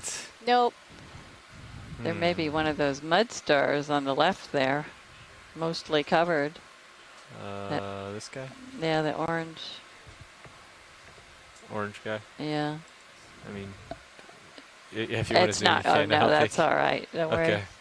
There's not much to see. I'm not but seeing anything in this burrow either. No. All right, come on out. All right, lights coming off. Let's see, pilot looking at you, 75. Time to move. I heard that ship move complete too, so. Yeah, that ship move wrapped up at 21:03, so that's 2.5 minutes ago. Figured I'd let you push out a bit, and then we'd call on another one.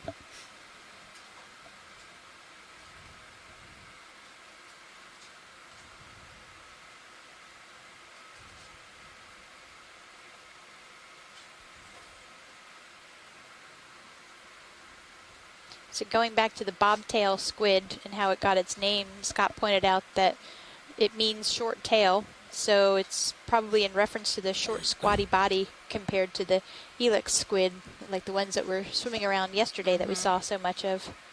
Or maybe that was the day before. Day before, Cape Fear.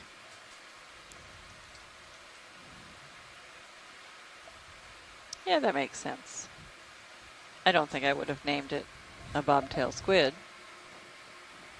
I think I'll start my own common name. Great. I'll have to think about it. Oh, right in our screen there's a... You can try it. Yeah, you can get it lit right. Jelly of some sort.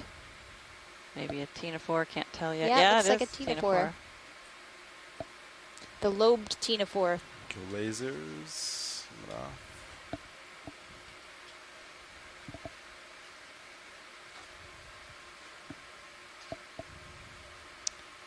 Oh, there are the lobes. Yeah, it looked different until they did that.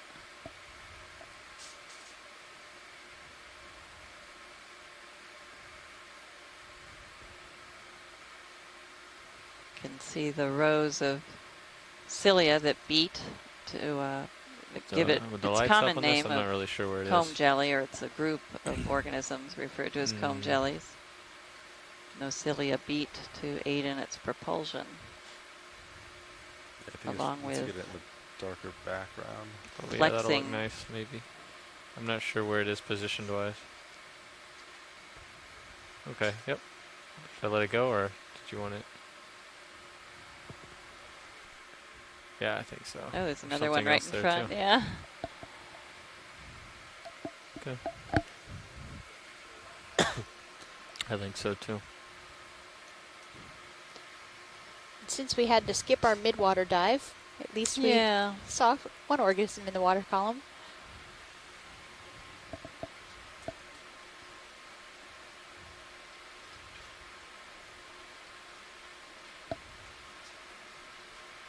I'm going to center back up. Yep. Another of the Neomorphaster sea stars.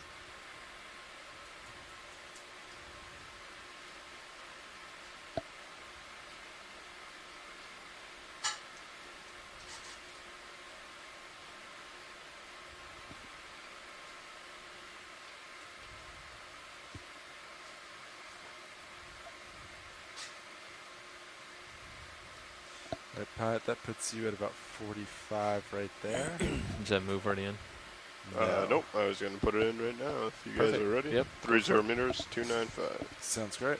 Bridge, this is RV now. I get all excited about every one of these clumps of sargassum. We'd like to call in another move, Thinking same it might be exact thing as before, something else, 30 fish. meters at 295 degrees, speed decimal 2.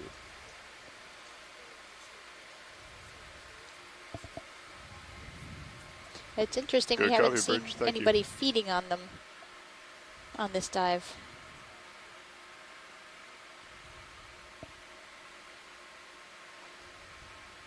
Nav, did you copy watch lead? She's trying to call you. I did not. Go ahead, watch lead.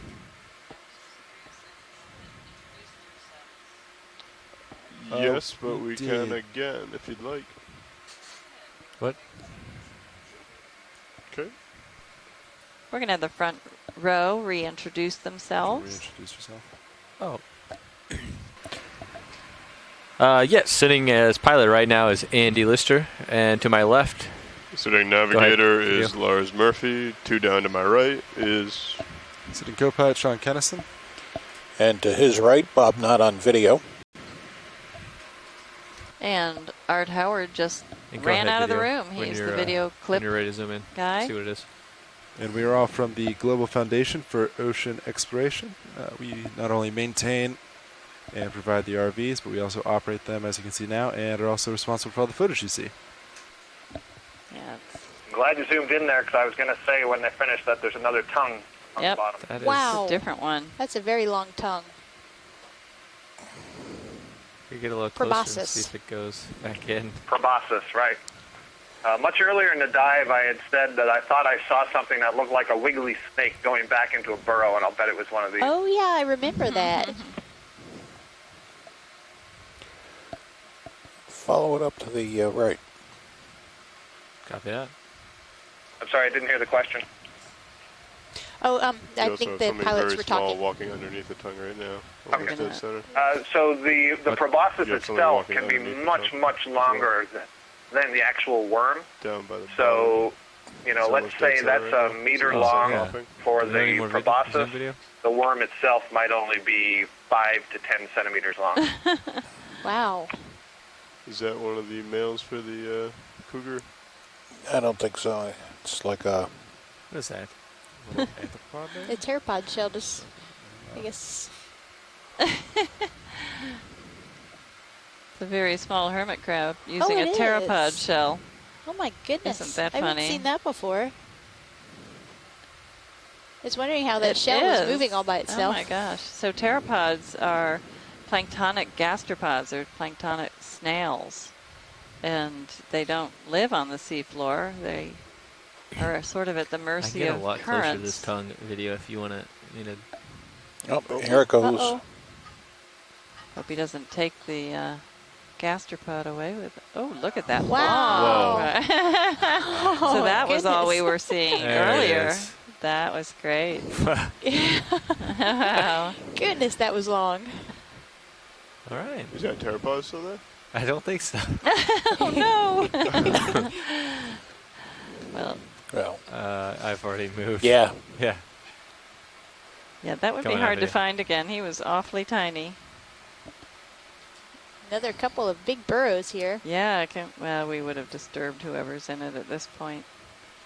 Or maybe they'd come and invite us in. Yeah, that. So the term is proboscis, right? Not proboscis. They're two very, yeah, interesting. I'd never heard of the proboscis.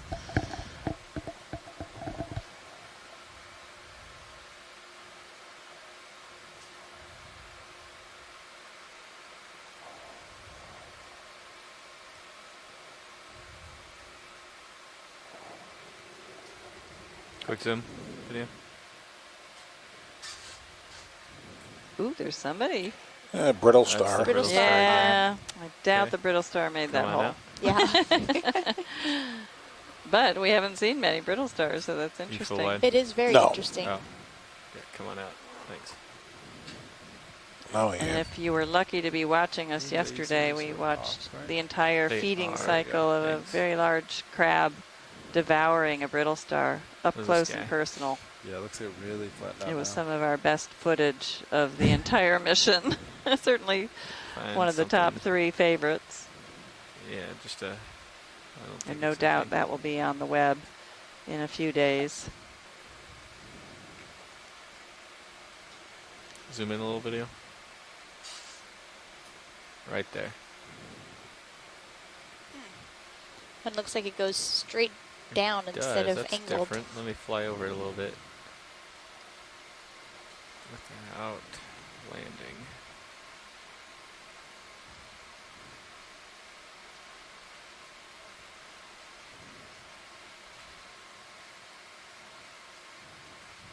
Oh man, too dark in there. Okay, fog lights. We'll try it. Coming on. Like goes down and then curves in. Yeah. Yep. Yeah, well that makes sense because we see the exit holes or the other entrances on the other sides of some of these mounds. Okay. Come on out video. Where's the other side? One of these times we'll find something in there. Yeah, the other side is that there's one on the upper right and the upper left. A couple of them here. Yeah. It's a whole city.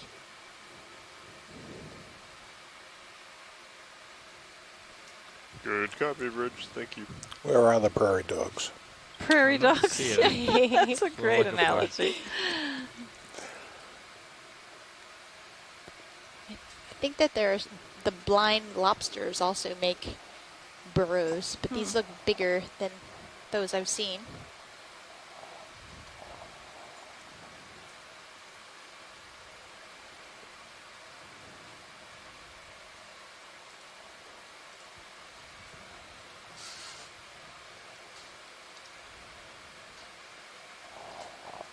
C-pen right under the laser.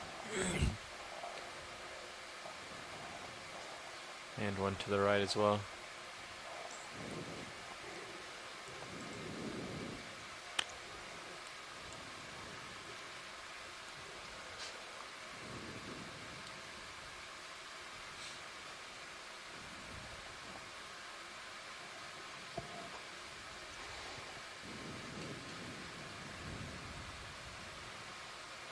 We just passed another C-pen. Got a couple more here in the distance, it looks like.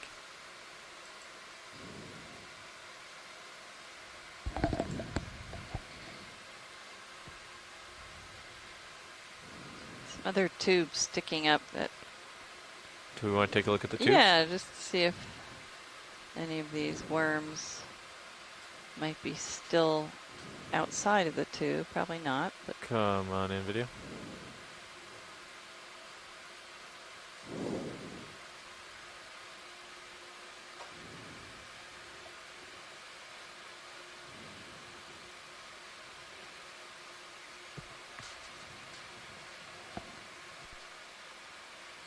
Whoops.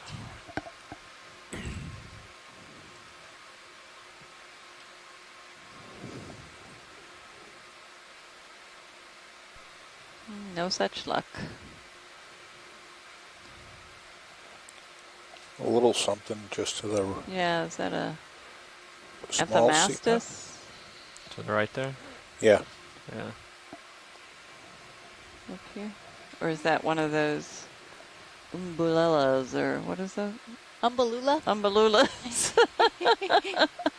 One, I think it's probably a very small C-pan. I wouldn't expect to see an Anthomastus on a bottom like this. Right. Right. So it's probably an early growth stage of a C-pen. Or I suppose we can't rule out that it's a C-pen that's been retracted somewhat into a burrow. Okay, come on up here. Yeah.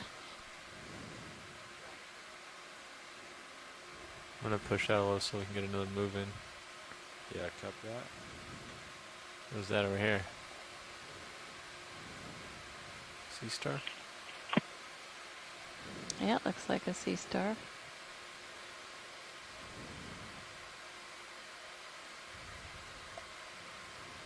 Any interest here, watch these, or have we seen one of these today? We haven't seen one of those today, I don't think. And then there's something behind it, too. Looks like that Solaster genus that we saw.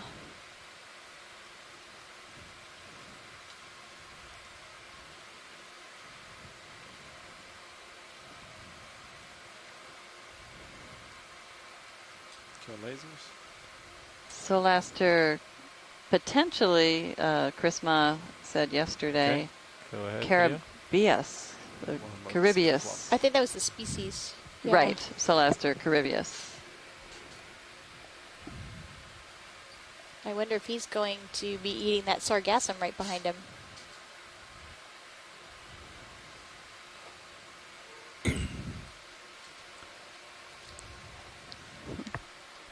All right.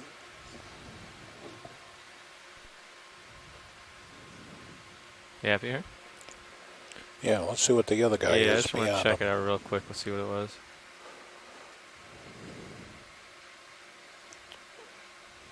Quick zoom from here. Go ahead.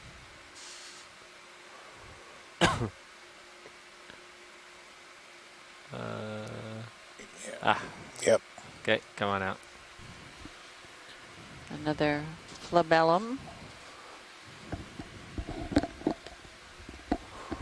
Reminding us that it's dinner time, so Cheryl's going to go for a little bit, and then we'll switch out. Lower right.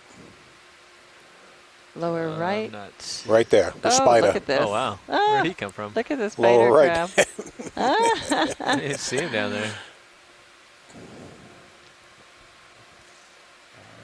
You want to hit the Is fog that lights a for this guy? pycnogonid? Yeah. A large one. Yep. Go for it. Yes, it is. That's a large one. Shot. You can zoom out, will video, whatever you'd like to do for this. So how do these relate to, so we call this a sea spider, how does this relate to sea spiders that are regular spiders that we see on land? They are, they're not that closely related, but they are more closely related to the terrestrial spiders than, for example, they are to the crabs and shrimp that we're seeing. But they're often their own little group, very highly specialized. Yeah, I'm not sure much more what to tell you about the relationship there without going into some detailed phylogenetics and taxonomy. One of the things that, as we're looking at it, that is so interesting about sea spiders is that you see there's very little body to them. And one of the old names for the group, Pantopodia, meant all legs. And you can see they're almost all legs. But because of that, they have to come up with some creative solutions, evolutionary solutions for what to do with the internal anatomy. So many of their organs extend into their legs, including stomach and gonads and stuff like that. And also, just an interesting tidbit, the males of these sea spiders are the ones that carry the eggs. So the females will produce them, but once they're released, the males will carry them on special limbs while the embryos develop. They're also specialized feeders of polyps of various cnidarians, so I think we've seen them feeding on hydrozoans and zoanthids and maybe some octocorals. You can see sticking down below the body there's a long tube, and that is another kind of a proboscis, where this is a proboscis dive, and it's quite muscular, and they're able to generate a suction to suck out basically the fluids, internal anatomy of the polyps that they're feeding on. Fascinating animals. Thanks, Scott.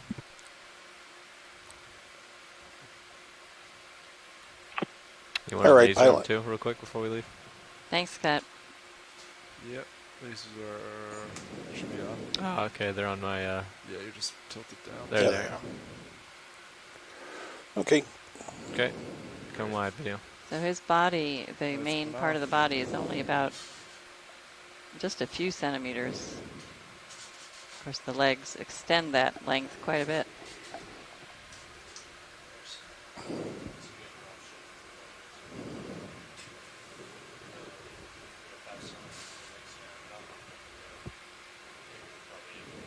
Tammy Frank says there are also swimming sea spiders in the water column that are actually isopods, much smaller than these benthic monsters. It's all relative, but yeah. Yeah, this is what you were saying earlier with Stephanie about common names. Common names often apply to many different kinds of organisms that aren't necessarily see that video? Yeah, you see that? Yep, looks like another one. I'll go get him. The swimming sea spiders. We're gonna get him. Versus pycnogonid sea spiders. Although there are some pycnogonid sea spiders that can swim, just to make things totally complicated. Way though. We have another bobtail squid. All right. This is the second one of today. We can get another call. We got another glimpse of him. Can't pass one up. He's getting rid of the bowl. Like He's going to go. Same exact thing. 30 meters at I was really close to him. Oh, no. No wonder. Get out of here. That's a good way to get him to move. Oh, no. Good copy, thank you. I'm surprised he isn't completely leaving the vicinity. They keep inking us, so I thought it would... You inked him? Yeah. Oh, get out of the box. Oh, no. He wants to come into the bio box. Is he There he goes. trying to hitch a ride with us? Yep, he's up here now. He's Good. safe and sound. Oh, look at him. He's not happy, though. I think Bob Carney said he was also referred to as a Dumbo squid. We So a dead fish behind have it? Dumbo octopus, but Look at this guy. He's upset with me.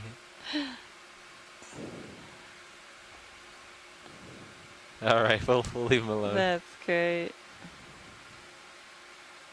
So Mike Vecchione the other day from the Smithsonian was actually telling us that the these bobtails are actually not a squid. They are their own group altogether. It's kind of an interesting fun fact. Oh my gosh, that is good to know. Lasers coming on. Another problem with common names. So we'll call him the bobtail something else.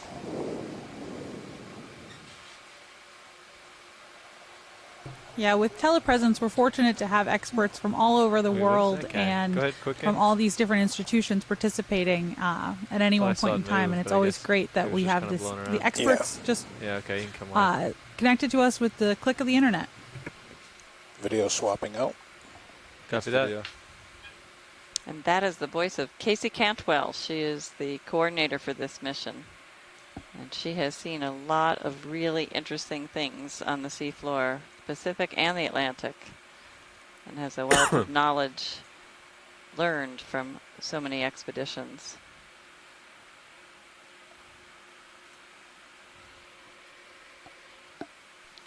Good afternoon, pilots. And she's a lot of fun to work with. Video. Glad to see you back. Video, when you're ready, we can try to take a look. Maybe we'll spot something in this guy. Copy that. Ooh, I thought I saw something. Do you want fog lights? Yeah, try it.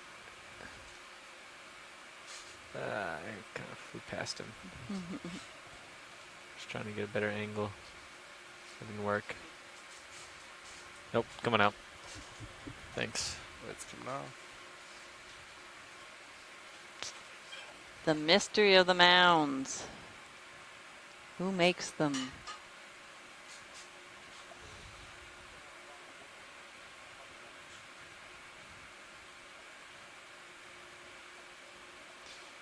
You can peek. Oh, it doesn't look like the slope's dropping off quite yet. Yeah, I'll go take a look real quick. It still looks pretty flat. I'll do a quick turnaround over here. What is that? Something over there. Yeah, what? It's a couple Bipod fish. Even the lower one? That's what that is? I'm guessing at this angle. You can do a quick zoom. Yeah, it is. Okay. Another one of those Oreo ones. Oh, cool. Oh, nice. Yeah, you can come live video when you're ready. I'm not seeing a drop off. Nope.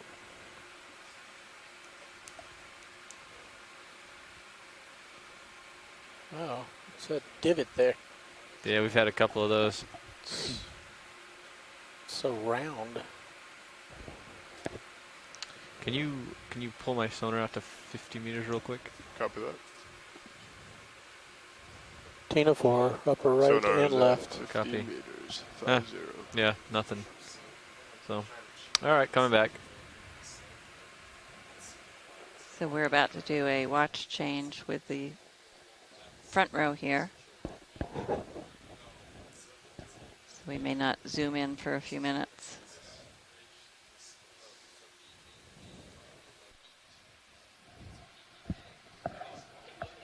We are now at a depth of 1122 meters. White Sea Star upper right.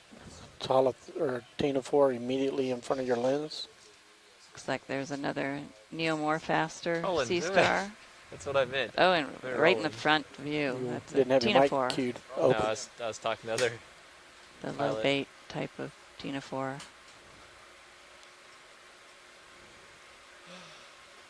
you gotta fly. All right. It's Gotta beautiful. fly, not just tilt. Shut up. See, when they turn on those fog lights, you see really how much is in the water column. This is all the debris that most of it, which is organic in origin. A lot of it settles down through the water column from all the organisms living above this area. We refer to it as marine snow. And there are also shells of organisms that have died, and their shells are settling to the sea floor. So when this material ends up on the seabed, the organic material becomes food for so many of these organisms. We don't really see it when we zoom in, but a lot of it is being consumed at all times. And also the have the opportunity to look inorganic over the edge material, of the ridge. shell material, however, where we is were what was makes up pretty wide most and flat, of so we've been slowly the making our way sediment over that you are to looking the at. south-facing ridge, which is where we almost are. We assume that the potential peaking point is an area of opportunity. Without the aid of a actually get microscope, we don't over know the what the side composition and of then the smallest continuing up grains the ridge in as the we go. mud are. I don't think they're going to get much of a peak I here. don't know if they are from No, I mean, we still got a little bit of single-celled distance, algae but that live in the the sea ship surface, should and their currently be hard part just remains about ready to eventually stop. make their Okay. way, Sounds or good. if they are mineral matter that have come gonna from reach the out here real nearby quick. coastal Co-pilot. I think areas. I got turned to port a little bit. They want to go 285. I'm guess I'm pretty close. But This is what we have a potential of peaking at. I don't know. We're on the same contour line here, and it's very turbid. I don't know what we're peaking at. Tina for right. Yeah, go ahead. Sure.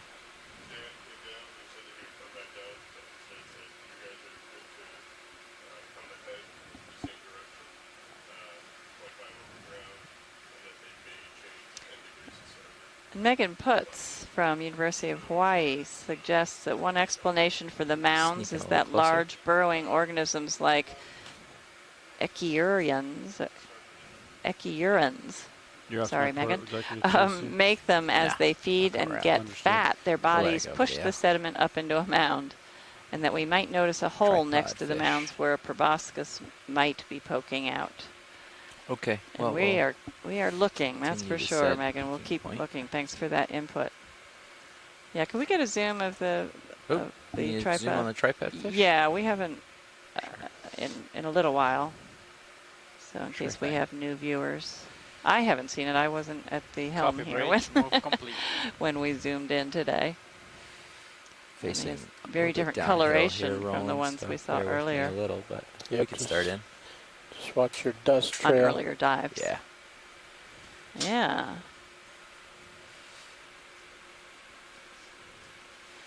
His specialized fins are much more pointed than the ones we've seen on other dives. Just bouncing around out here.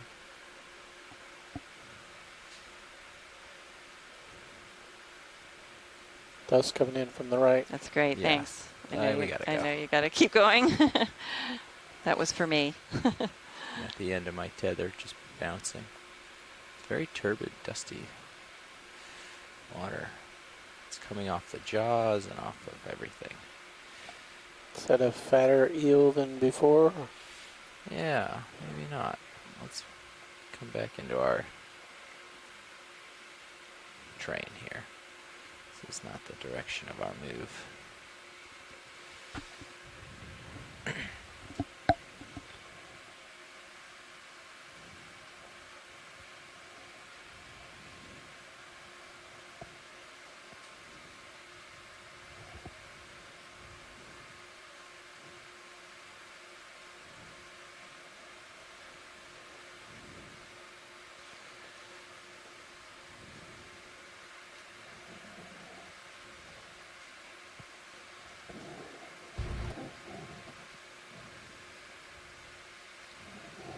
We're just peeking over the edge Co-pilot, the last move was bearing of 295. the side of this Copy ridge that is facing into the current. Turn to We were starboard here. wondering if it might reveal anything different. We may not really be able to get very far on it downslope. I think we'll probably stay to the top of this ridge. So far, everything looks pretty similar. Here we go. Here's a better view of one. A lot less dust in this Yeah. shot since we're down current.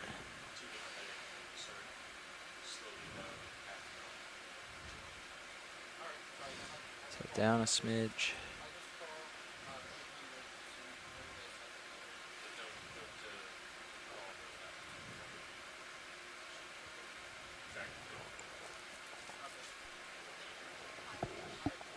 Lasers are clear. Okay. All right, video, come on in. Oh, thank you. So this looks like the tripod fish we saw earlier, alternating black and white. And then no scales on the snout was one of the missing part of his caudal fin, or is that how it is, the upper part?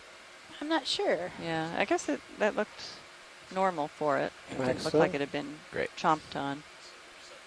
And that was Bathopterus viridensis. It's like a lizard.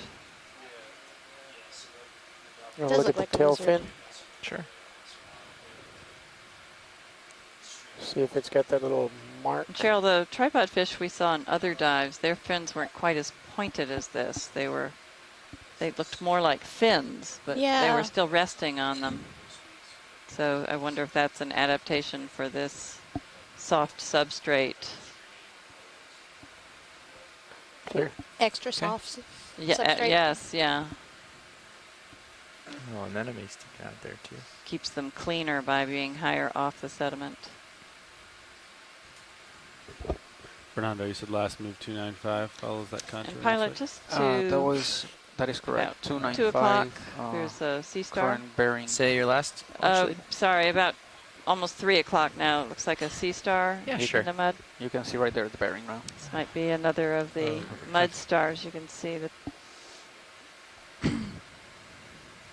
We'll see. I don't want to say anything till I know that's what it is. Yeah, but you see the tips of the arms poking out.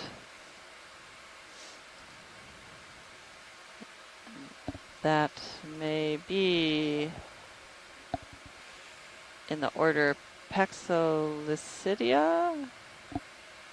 Paxilicida. Did Chris Ma give us an ID on the species after we saw this? I just have the order. I just have a... Plutinaster, maybe, as one of the possible genera. And he explained to us that these sea stars are adapted for burrowing under the mud by having pointed tube feet.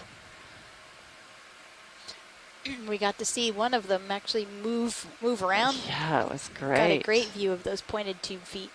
It lifts each arm up and knocks the sediment off, and then does the next arm. We saw it do that with 2 of the arms, and it was definitely raising itself above the mud layer. And it ingests the mud and then feeds on whatever small organisms, like the small gastropods and bivalves and benthic foraminifera that live within the sediments.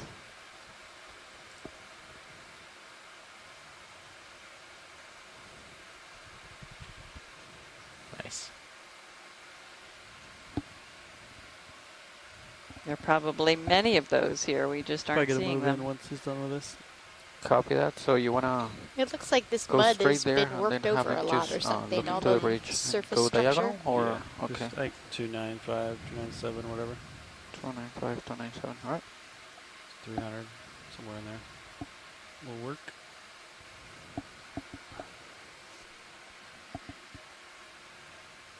Could probably do 30 meters. Copy that.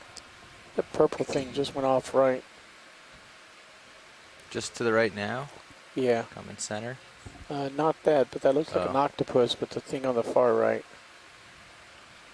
So a squid or something? I think we see another it's 2 different octopus squids. or squid, maybe? Both of them are squids. Yeah, squid. Parasquid. You want to sit down as close as you can and see if you see his chromatophores move? Maybe hold off. Swimming type of squid. Try, yeah, we'll see. He's probably going to jet. He already was pretty active, but I'll sneak in on him, see what we can do. You need lasers on this or not? Yeah.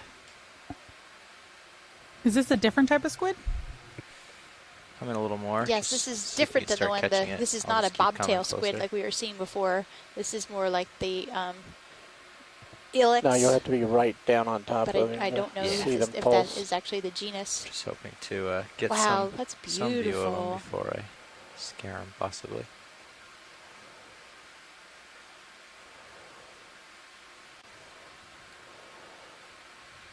Inching a little closer now. Just gave that a second. have to tilt down as I get closer. You can actually see the little dots. What's the red above its eyes? Smaller. Right, I'll try to hang tight right here. This looks close.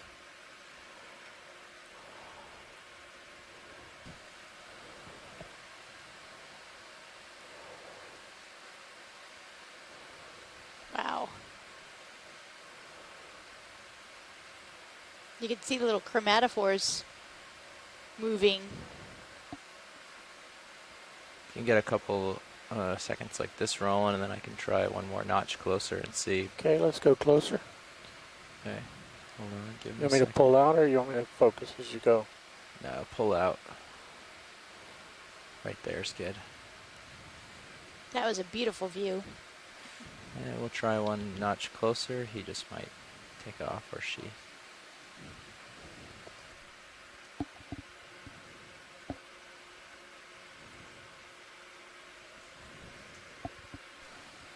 Minutes left. We only have 10 minutes left in the dive. Okay.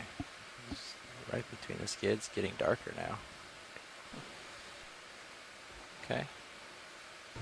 Look at its tail. You can see his color is kind of pulsating with those chromatophores. Tail. Wow, that's neat. Little rotate left if you can. Working Ooh, my now way. you got white. Just trying to move slow, so it's not to spook them. Ooh. Big color changes there.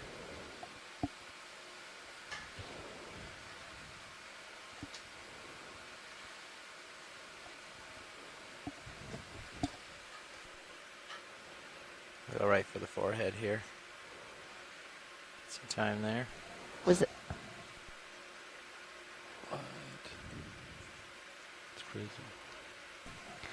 So yeah, on the head, between the eyes, and along the arms, we're seeing the chromatophore organs, but they also have what's called iridophores, full of little structures called iridocytes, and those actually are they're reflecting the light and causing the iridescence, particularly over the eyes, but you can see it along the mantle there, down the center of the mantle, and a little bit on the fins there, and then on the arms as well.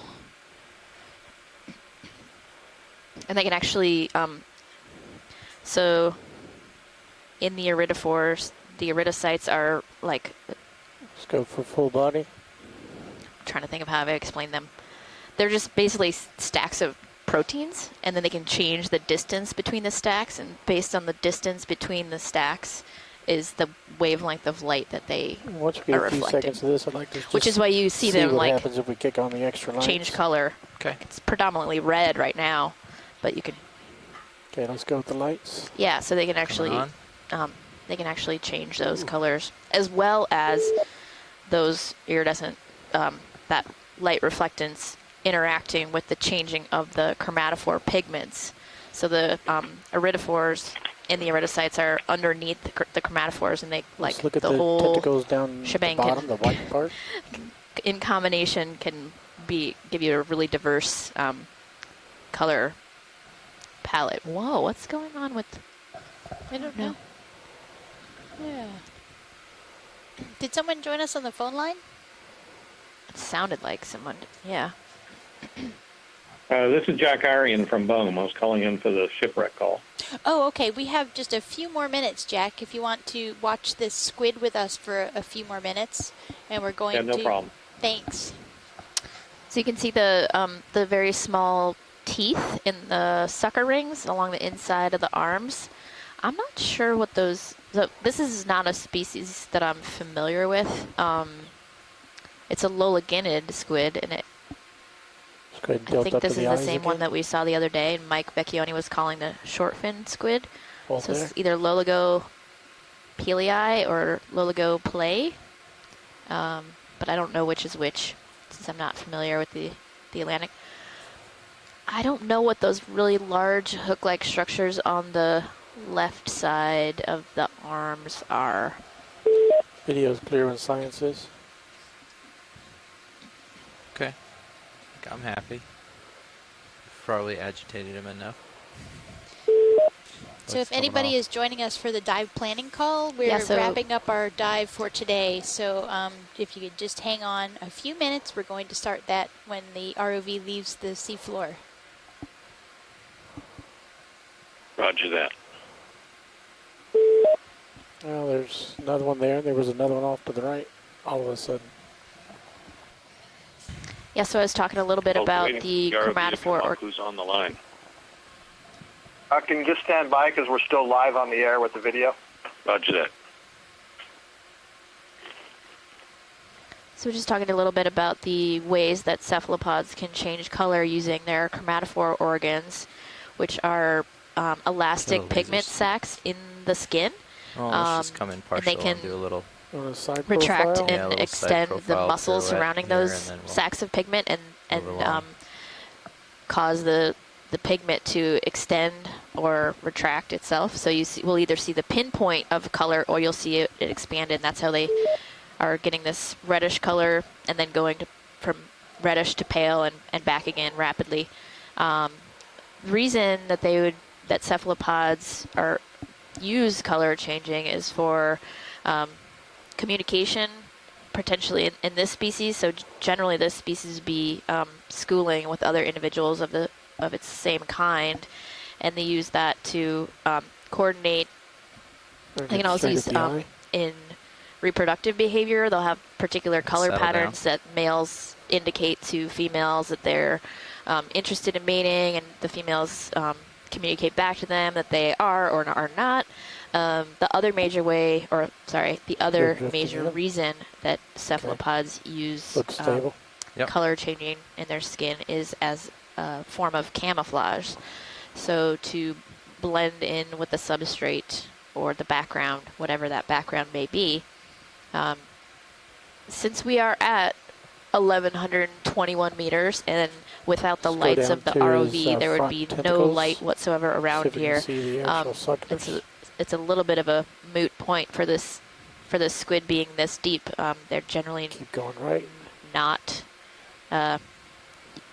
wouldn't be using color changes down here, at least as far as we understand.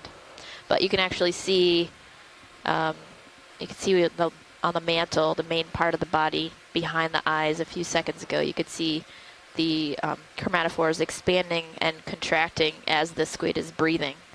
So I think somebody was talking about this earlier, but just behind the eyes, you can see there's an opening between the head and arms, and then behind the eyes is the mantle. You can see an opening around there. That's where they bring in water. So they expand that mantle cavity, bring in water all around the sort of neck region behind the eyes, and then they expel that water through a funnel or siphon, which is actually below the eyes, and you can kind of just barely see it.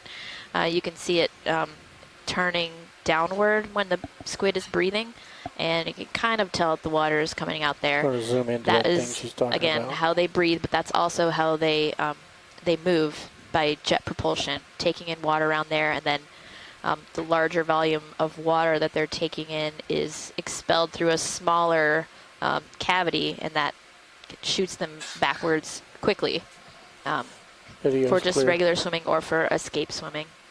Okay, pilot's clear.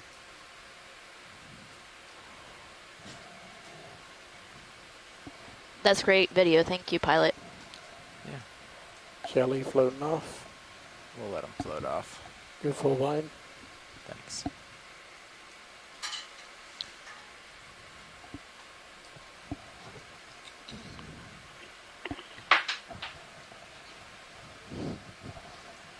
Okay, co-pilot.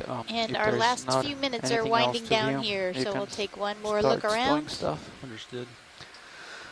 And then it will be time to recover the ROV and to have our dive planning call for tomorrow.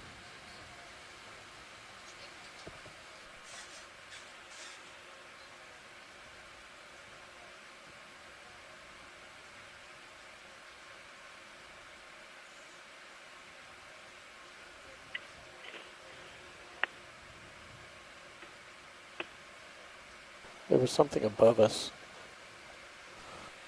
Okay, so just to recap this dive today, we've been on an Intercanyon ridge that's somewhere between, about halfway between Pamlico Canyon and Hatteras Canyon. And these ridge-like features are common from this part of North Carolina waters on north through New England, basically. And so we were trying to characterize the fauna that lives on these ridges in between canyons. And we saw a really nice variety of fishes here, and we saw some invertebrates that we also saw yesterday, and then some new ones. And we did see a fair number of cephalopods today. So an octopus, a bobtail squid, and the squid that we were just looking at. Set up. So all in all, it's been a very nice dive.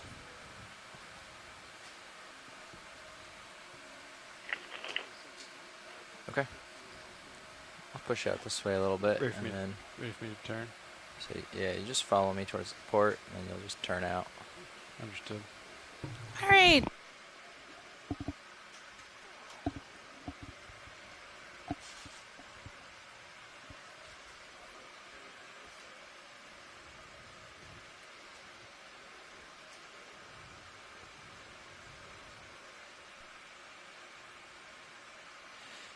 It's too bad that's out of reach. There's this huge crab over there. Yeah? Did you see it? Is that what it was? Yeah.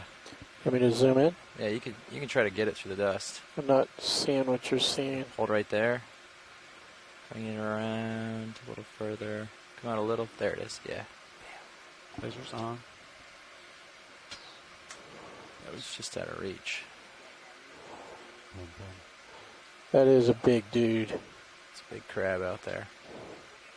His body's more than 10 centimeters. I could push a little closer. Let's see if we can get it real quick. We have a minute. Come out a little for me, video. I'll try to bring it into the light. Give this a little stretch. Ooh, actually, I might be able to get there. Bet Levi could come down and give you a little rope. That's what I'm doing. I think we got some.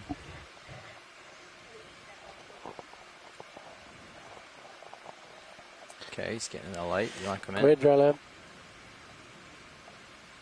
Come in. Frame him. You must be listening to me. I don't have OKX toggled.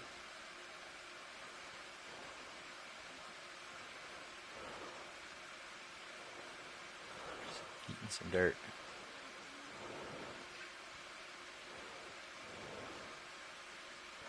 It looks like the guy from yesterday. Okay. When you got him good, we should laser him just to get his size really well. We had the lasers on. Yeah, there you go. I'm going to put it across that upper left leg. I'll get his body. All right, off we go. That's off bottom. Thanks, video. As you were.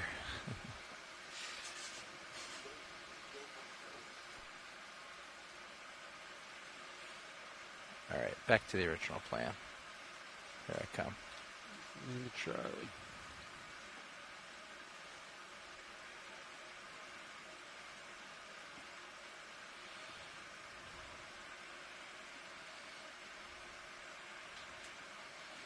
Ready for me to turn? Yeah.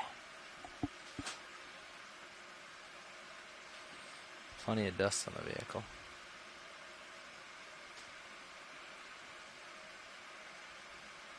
I'll push out as you unwrap. Take some of that tether with me.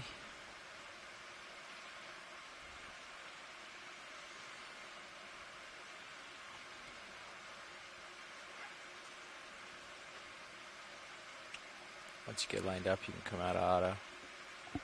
Heading. You ready? Me to come on out of there? Yeah.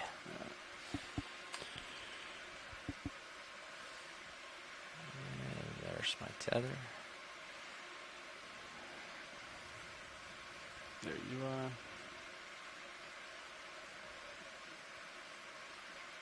Okay. Pushing out. Okay. So you buy us off.